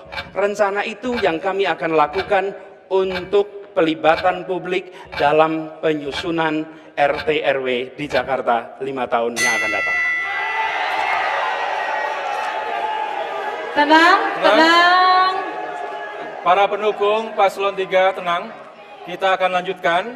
Baik, silakan paslon 1 untuk menanggapi jawaban paslon 3. Waktu Anda 1 menit 30 detik, dimulai dari sekarang. Silakan. Terima kasih. Sama-sama kita menangkap kegundahan masyarakat. Itu pula yang sering disampaikan oleh warga kita, manapun berada. Mereka mengatakan kurang mendapatkan apresiasi, kurang didengarkan, dan tidak dilibatkan dalam proses panjang pembangunan di Jakarta ini. Sejatinya mereka adalah subjek, bukan hanya objek dari pembangunan. Oleh karena itu, dalam program unggulan kami melakukan pemberdayaan komunitas RT RW, tujuannya adalah untuk melibatkan mereka secara aktif. Mereka yang memiliki pengetahuan tentang lingkungannya, dan mereka memiliki banyak inisiatif untuk menghadirkan solusi bagi lingkungannya. Itulah mengapa kami benar-benar ingin menghadirkan sebuah paradigma pembangunan yang partisipatif. Dan dengan partisipasi rakyat, kita dapat melakukan banyak hal. Termasuk kita ingin meyakinkan lingkungan kita semakin aman lagi. Semua menjadi mata dan telinga yang baik, tetapi tanpa dibebani rasa takut kalau mereka ataupun dicurigai oleh pemerintah dan pemimpinnya sendiri. Inilah yang kita bangun, insya Allah ke depan birokrasi kita semakin baik dan partisipasi masyarakat juga semakin baik. Itu akan menjadi sebuah kekuatan, menjadi sebuah semangat untuk kemajuan di kota Jakarta ini. Terima kasih. Cukup? Waktu habis. Kini saatnya 1 menit 30 detik untuk menanggapi kembali. Paslon 3 disilahkan sekarang.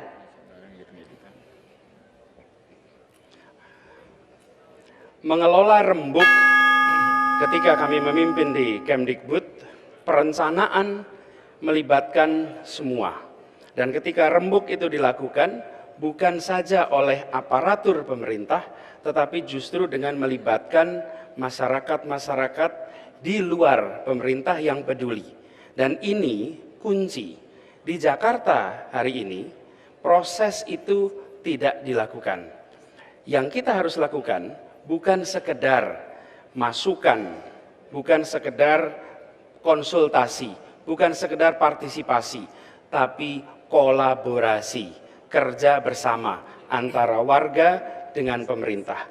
Jadi langkah yang akan kita lakukan adalah melibatkan semua, penyusunan-penyusunan RT RW dan mengunci. Karena kalau tidak, diskresi-diskresi yang dimiliki gubernur belum tentu bisa dilaksanakan dengan baik.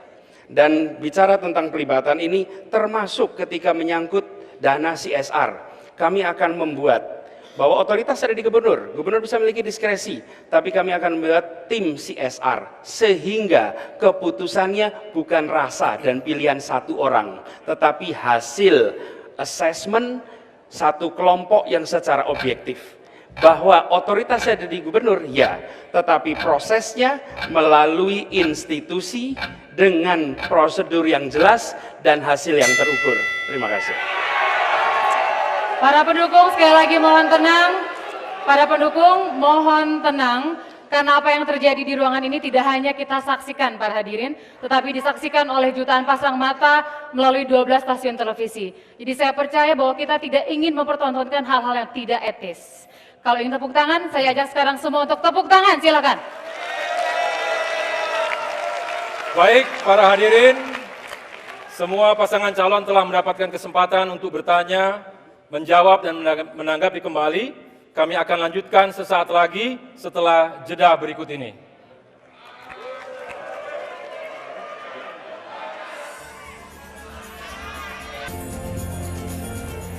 Pemirsa, Anda menyaksikan debat kedua Pilkada DKI Jakarta tahun 2017. Dan ini adalah segmen terakhir. Di segmen ini masih ada pertanyaan dari tim panelis yang berkaitan dengan tema, yaitu mengenai penataan kawasan perkotaan. Pertanyaan untuk paslon 2. Berkaitan dengan penataan kawasan perkotaan, ada pembangunan di bawah permukaan tanah, diantaranya MRT, dan juga pembangunan yang menjulang tinggi yang berkaitan dengan hak di atas udara. Bagaimana strategi paslon 2 dalam mengelola pembangunan perkotaan berkaitan dengan hak atas permukaan tanah dan hak atas udara? Waktu 1 menit 30 detik dimulai sekarang. Ya, itulah yang kami katakan, DKI ini kaya raya. Kenapa kaya raya? Karena masih punya ruang udara dan ruang bawah tanah termasuk laut yang belum dikelola dengan baik. Nah, inilah yang kami tawarkan. Kami mulai menugaskan pada BUMD kami untuk menguasai, termasuk TOD, Transit Oriented Development. Di mana ada stasiun-stasiun, maka radius 350 meter dari stasiun itu dikuasai oleh BUMD kami. Ini yang kami lakukan. Jadi prinsip kami sangat sederhana. DKI kaya, kita akan manfaatkan KLB tadi, yang tadi dikritik seolah-olah ini diskresi, bukan. Ini memanfaatkan ruang atas dan bawah tanah untuk membangun infrastruktur DKI. Peraturannya memang lagi disusun, tapi secara pergub kita sudah bisa mengatur. Bisa Monas. Monas itu kalau kita katakan 50 hektar saja, kita gali 5 meter ke dalam. Bayangin, kalau 50 hektar itu 500.000 meter persegi. 2,5 juta.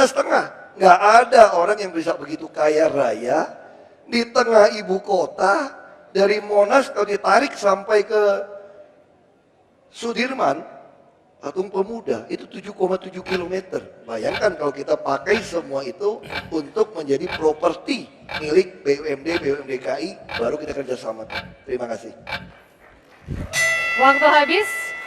Selanjutnya, pertanyaan untuk Paslon 3. Paslon 3 dalam program kerjanya mengusulkan strategi zero runoff atau nol limpahan untuk mengatasi masalah banjir sekaligus krisis air di Jakarta. Padahal kini para pengelola kota dunia sedang meningkatkan strategi pemanenan air atau water harvesting. Bagaimana penjelasan Paslon 3 untuk mengubah dari sekedar menahan air melalui resapan menjadi pemanenan air agar air dapat dipakai ulang? Silakan jawab dalam waktu 1 menit 30 detik dimulai sekarang. Ya, sebelum saya menjawab, saya mengkoreksi dulu yang dikatakan oleh Pak Basuki bahwa Kemdikbud ranking 22. Saya sebetulnya nggak mau ngangkat ini, tapi karena beliau mengatakan data yang keliru, saya koreksi bahwa itu angka sebelum saya bertugas. Sesudah saya bertugas meningkat menjadi 9 ranking di antara semuanya. Jadi itu maaf jadi kesannya menyombongkan Pak, tapi insya Allah di Jakarta nanti kita akan bereskan sehingga kinerjanya pun lebih baik sebagaimana kita membereskan ketika di Kemdikbud kemarin. Kemudian kedua, mengenai air. Konsepnya adalah vertical drainage. Air hujan ini rahmah dari Allah, dari Tuhan. Rahmah yang diturunkan untuk dimasukkan ke bumi. Bukan sesegera mungkin dikirim ke laut.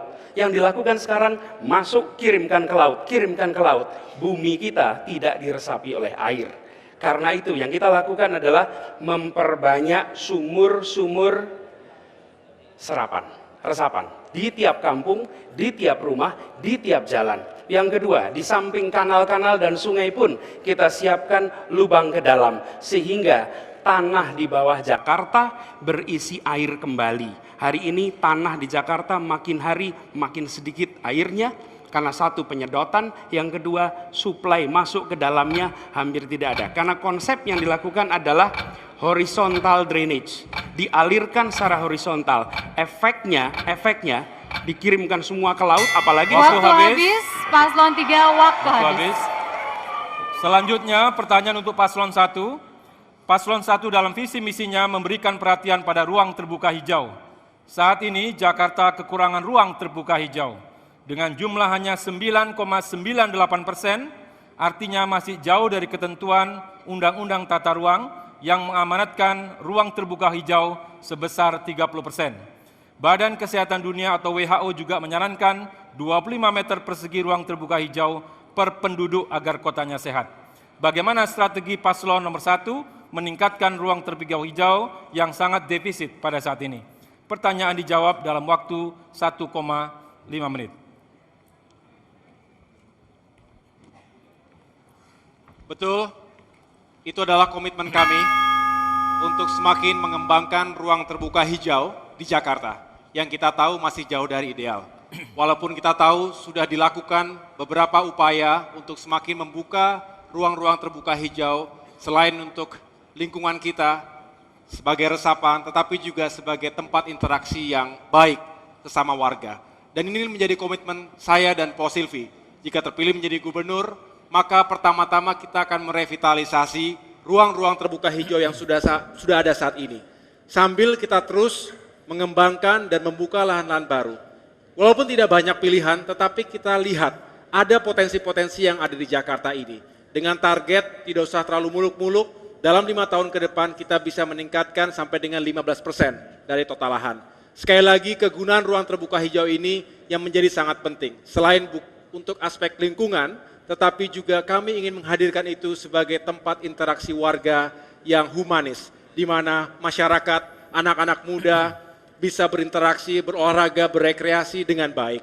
Dan ini semua penting dalam rangka meningkatkan rasa bahagia, rasa gembira mereka sehari-hari, mengurangi level stres ketika mereka sudah hektik di perjalanan, sudah sibuk di kantor, kembali ke sekitar rumahnya dan bisa mampir ke ruang-ruang terbuka hijau. Itulah semangat dan komitmen kami. Mudah-mudahan dengan pemberdayaan komunitas kita bisa lakukan itu bersama-sama. Waktu habis. Terima kasih. Para pendukung, kita masih punya bagian selanjutnya, karena itu tetap tenang, tetap tenang, tetap tenang. Para hadirin dan pemirsa, ketiga paslon sudah menjawab berbagai pertanyaan tim panelis. Kali ini para paslon akan diuji kembali sejauh mana komitmen mereka dalam memimpin Jakarta. Kita mulai dari paslon nomor 3. Apa komitmen Anda untuk membangun birokrasi yang profesional dan melayani warga DKI Jakarta 5 tahun ke depan? Silakan Anda jawab dalam waktu 1 menit 30 detik dimulai ketika Anda berbicara. Kami berdua datang membawa pengalaman, membawa pengetahuan dan jaringan. Sekali lagi matur nuwun Pak Jono yang sudah mendidik kepemimpinan sejak SMP dulu.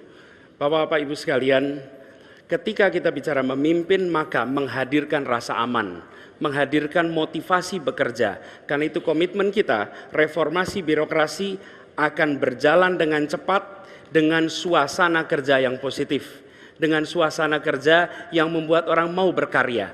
Semua posisi baru diiringi dengan tanda tangan komitmen. Apa? Integritas. Yang kedua, komitmen bahwa ini targetnya. Jika 6 bulan target tidak tercapai, maka yang bertanda tangan otomatis menggunakan surat itu sebagai pengunduran diri. Jadi mereka dikejar dengan target, bukan dikejar oleh rasa takut. Dan target itu disepakati di awal. Ini kami lakukan selama kami memimpin. Bang Sandi dari 3 orang menjadi 50.000 karyawan. Melalui apa? Melalui sistem meritokrasi yang baik. Yang kita akan lakukan, mereform ini, basisnya meritokrasi, diiringi dengan proses yang transparan, suasana kerja yang positif, target yang jelas, dan yang tidak kalah penting, ini bukan sekedar good governance. Yang akan dilakukan adalah melibatkan publik untuk berada di dalam, mengawasi langsung, memberi penilaian langsung. Dengan begitu hasilnya langsung dirasakan oleh publik. Waktu habis, paslon 3. Sekarang kita ke paslon 1. Semuanya tenang, tidak ada yang berdiri, mohon duduk. Mohon duduk, semua duduk. Yang di kiri, yang di tengah, yang di kanan, semuanya harap duduk dan tenang. Sekarang untuk paslon 1. Apa komitmen Anda untuk membangun birokrasi yang profesional dan melayani warga DKI Jakarta 5 tahun ke depan? Silakan Anda jawab dalam waktu 1 menit 30 detik dimulai ketika Anda berbicara. Silakan.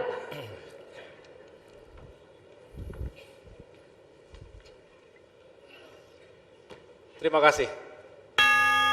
Membangun birokrasi, walaupun banyak teori tentang kepemimpinan dan manajemen, tetapi itu adalah kembali seni bagaimana kita mengaplikasikannya dalam memenangkan hati dan pikiran anggota yang bekerja di bawah kita. Terkesan idealistik, tetapi itulah hakikatnya. Bagaimana kita membangun perasaan penuh dengan antusias untuk melayani publik dengan sebaik-baiknya. Tentu pertama-tama pemimpin harus hadir dan menjadi contoh yang baik dan terus mengembangkan potensi mereka. Ini menjadi kunci dari keberhasilan birokrasi di Pemprov Jakarta ini. Saya alhamdulillah memiliki bekal kepemimpinan di militer, sekali lagi, di mana merupakan organisasi yang paling efektif di berbagai negara di dunia. Mengapa? Karena kami benar-benar memberlakukan sistem berdasarkan merit system, dan juga kita ingin mengukur segala sesuatunya, menguji segala sesuatunya. Ada reward and punishment, ada insentif dan disinsentif, tetapi dalam mengaplikasikan itu semua kita menggunakan hati, dan pada akhirnya kita ingin menciptakan sebuah culture of excellence, budaya yang unggul di mana masing-masing bagian ingin terus saling menyuntik satu sama lain agar tumbuh berkembang dengan baik. Inilah perlunya pemimpin yang bijak dan juga mencintai birokrasinya. Paslon 1. Mohon tenang, mohon tenang. Silahkan Anda duduk, semangatnya kita simpan, jika dipersilahkan bertepuk tangan. Sekarang belum disilahkan, jadi semuanya duduk dan tenang. Selanjutnya untuk paslon 2, apa komitmen Anda untuk membangun birokrasi yang profesional dan melayani warga DKI Jakarta 5 tahun ke depan? Waktu Anda 1 menit 30 detik dimulai ketika Anda berbicara sekarang. Kami bukan bicara soal keadilan sosial saja. Kami juga bukan telah melakukan administrasi keadilan sosial, tapi kami adalah orang yang telah melawan keadilan sosial. Keadilan apa? Ketika oknum-oknum PNS mengingkari sumpah jabatan, melakukan pungli, menekan, mempersulit, ini sudah kami singkirkan, kami lawan semua. Maka kami yakin 5 tahun ke depan, ketika PNS-PNS muda, apalagi yang diterima tahun 2010, mereka adalah orang yang sangat bersyukur dengan gaji yang lebih baik daripada swasta. Mereka akan mencapai golongan-golongannya. Mereka akan menduduki posisi-posisi yang baik, sehingga sebuah budaya, empati, hasrat yang melayani akan terbentuk. Kami adalah orang yang menyusun undang-undang aparatur sipil negara. Kami akan mempertahankan meritokrasi. Kami akan mempertahankan bagaimana proses seleksi. Dan bahkan kami sedang menyiapkan, menyongsong ketika ASN, aparatur sipil negara, terdiri dari PNS dan P3K, pegawai pemerintah perjanjian kontrak. Di mana saat itu PP ketika dikeluarkan, swasta boleh menjadi bagian dari aparatur sipil negara. Saat itulah birokrasi kita akan sejajar dengan birokrasi dunia yang memang hasratnya, empatinya melayani rakyat. Karena rakyat adalah bos kami adalah pelayan. Waktu habis paslon 2. Kami mohon tenang. Kita akan masuk bagian-bagian terakhir. Kita akan masuk bagian-bagian terakhir. Jadi mari kita sama-sama ikuti dengan selalu dan tetap tertib. Baik, para hadirin dan pemirsa, para calon sudah menyampaikan komitmen mereka untuk warga DKI Jakarta. Sekarang kita ingin mendengarkan pernyataan penutup dari masing-masing pasangan calon Gubernur dan Wakil Gubernur DKI Jakarta periode 2017-2022. Kesempatan pertama diberikan kepada paslon 1, waktu Anda 1 menit. Silakan dimulai ketika Anda berbicara.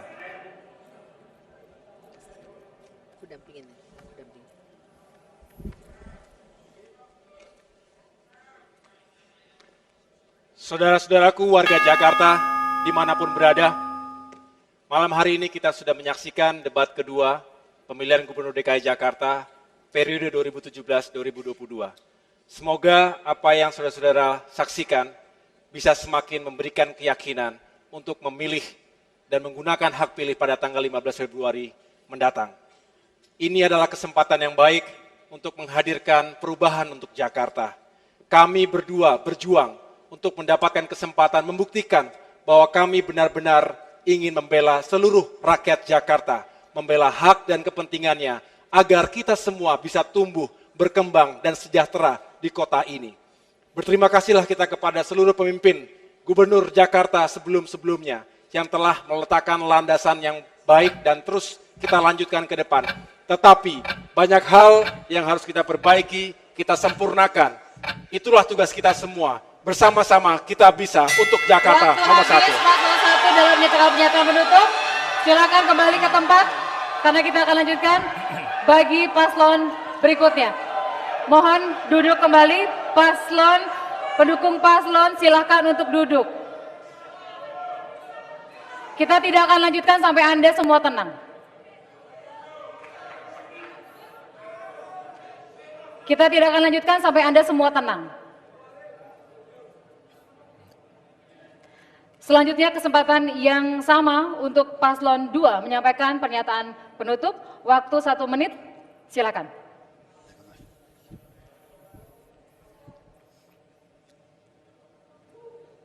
Bapak, Ibu, saudara-saudaraku, seluruh warga Jakarta yang saya banggakan. Perjuangan belum selesai. Sebentar lagi kita akan menyaksikan, kita akan menikmati Jakarta yang bisa dibanggakan bukan hanya oleh warga Jakarta saja, tapi juga seluruh bangsa Indonesia. Karena Jakarta mampu mewujudkan pelayanan dengan hati. Jakarta mampu mewujudkan pelayanan yang bersih, yang transparan. Infrastruktur terbangun dengan baik, kali-kali kita bersih. Tidak ada kekumuhan di sana-sini. Dan keterpihakan yang jelas kepada wong cilik. Oleh karena itu, izinkan kami untuk menuntaskan apa yang sudah kami awali. Mohon doa restu dan jangan takut untuk menentukan pilihan sesuai dengan hati nurani. Waktu habis, paslon 2. Dengan peringatan yang sama kami sampaikan, silakan untuk duduk. Silakan untuk duduk, belum saatnya untuk menyampaikan ya, silakan duduk. Silakan duduk. Baik, kami persilakan kepada paslon 3 untuk menyampaikan pernyataan penutup Anda dalam waktu 1 menit. Bagi kami, reformasi birokrasi, pelayanan publik, penataan kota, murni ujungnya untuk kesejahteraan rakyat. Itu harga mati. Program OKOC sudah menyiapkan 3.300 lapangan kerja per hari ini. OKOC. Kita yakin bahwa dengan hasil yang sudah dilakukan oleh Mas Anies, kita akan lebih baik ke depan. Insya Allah kepemimpinan yang akan kami hadirkan akan membuat nuansa Jakarta menjadi lebih bersahabat. Birokrat bisa bekerja dengan tenang, yang bekerja baik akan mendapatkan reward positif, dan tidak menghukum birokrat dengan sebutan semua korupsi. Tidak, yang ada adalah semua bisa berprestasi. Dorongannya positif, bukan energi yang negatif. Dan yang akan kami hadirkan adalah kepemimpinan efektif yang menghasilkan perubahan langsung dirasakan oleh masyarakat dimanapun berada di Jakarta. Waktu Waktu habis. Terima kasih. Paslon 3 silakan kembali duduk. Para pendukung juga silakan duduk. Silakan duduk. Sekarang semua sudah menyampaikan pernyataan penutup, jadi saya persilahkan tepuk tangan untuk para paslon.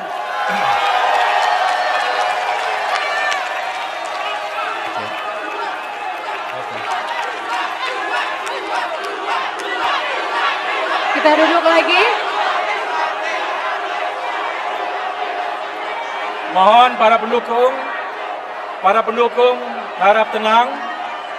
Kita akan mulai. Kita tinggal sedikit lagi menutup acara, jadi mohon tenang. Mohon para pendukung harap tenang. Baiklah para hadirin dan pemirsa, kita sudah melewati debat kedua Pilkada DKI Jakarta 2017. Sepanjang segmen 1 dan 6, kita sudah semakin mengenal 3 pasangan calon gubernur dan wakil gubernur DKI Jakarta 2017-2022. Dan ini adalah akhir debat kedua Pilkada DKI 2017. Kami ucapkan terima kasih Anda sudah menyaksikan, dan bagi Anda yang memiliki hak pilih, ada hampir 7 juta dalam daftar pemilih tetap. Silakan datang berbondong-bondong ke tempat pemungutan suara atau TPS, ada 15.000 TPS. Datang, gunakan hak pilih Anda 15 Februari, pilihlah pemimpin terbaik menurut Anda untuk memimpin Jakarta 5 tahun ke depan. Suara Anda menentukan masa depan ibu kota tercinta Jakarta. Saya Eko Prasojo dan saya Tina Talisa beserta seluruh kerabat kerja yang bertugas malam hari ini mengucapkan terima kasih, selamat malam dan sampai jumpa. Kini kita akan bernyanyi bersama.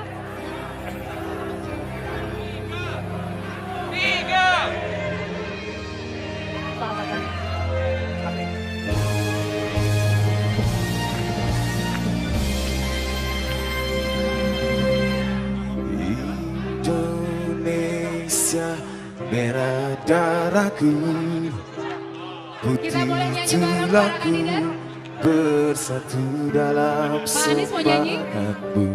Indonesia debar jantungku, detak nadiku, berbaur dalam bangan-banganku. Gebiar pelangi jingga.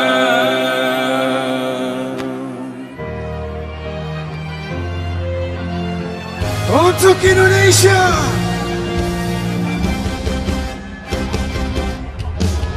Indonesia, nada laguku, simfoni terteguh, selaras dengan simfonimu. Indonesia, merah darahku, putih tulangku, bersatu dalam semangatmu. Kebiar pelangi jingga.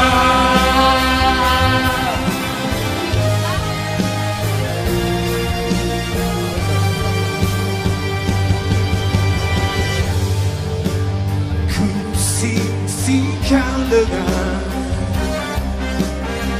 lawel atas, malam-malam tuntas denganmu.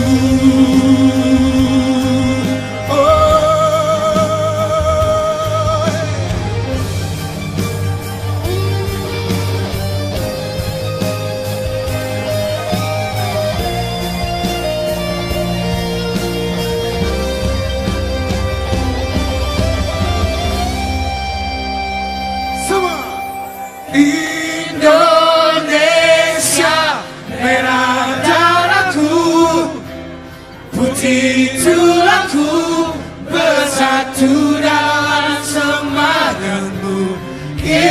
Indonesia, debar jantungku, detak nadiku, berbaur dalam angan-anganku. Indonesia, nada laguku, simfoni berteguh, selaras dengan simfonimu.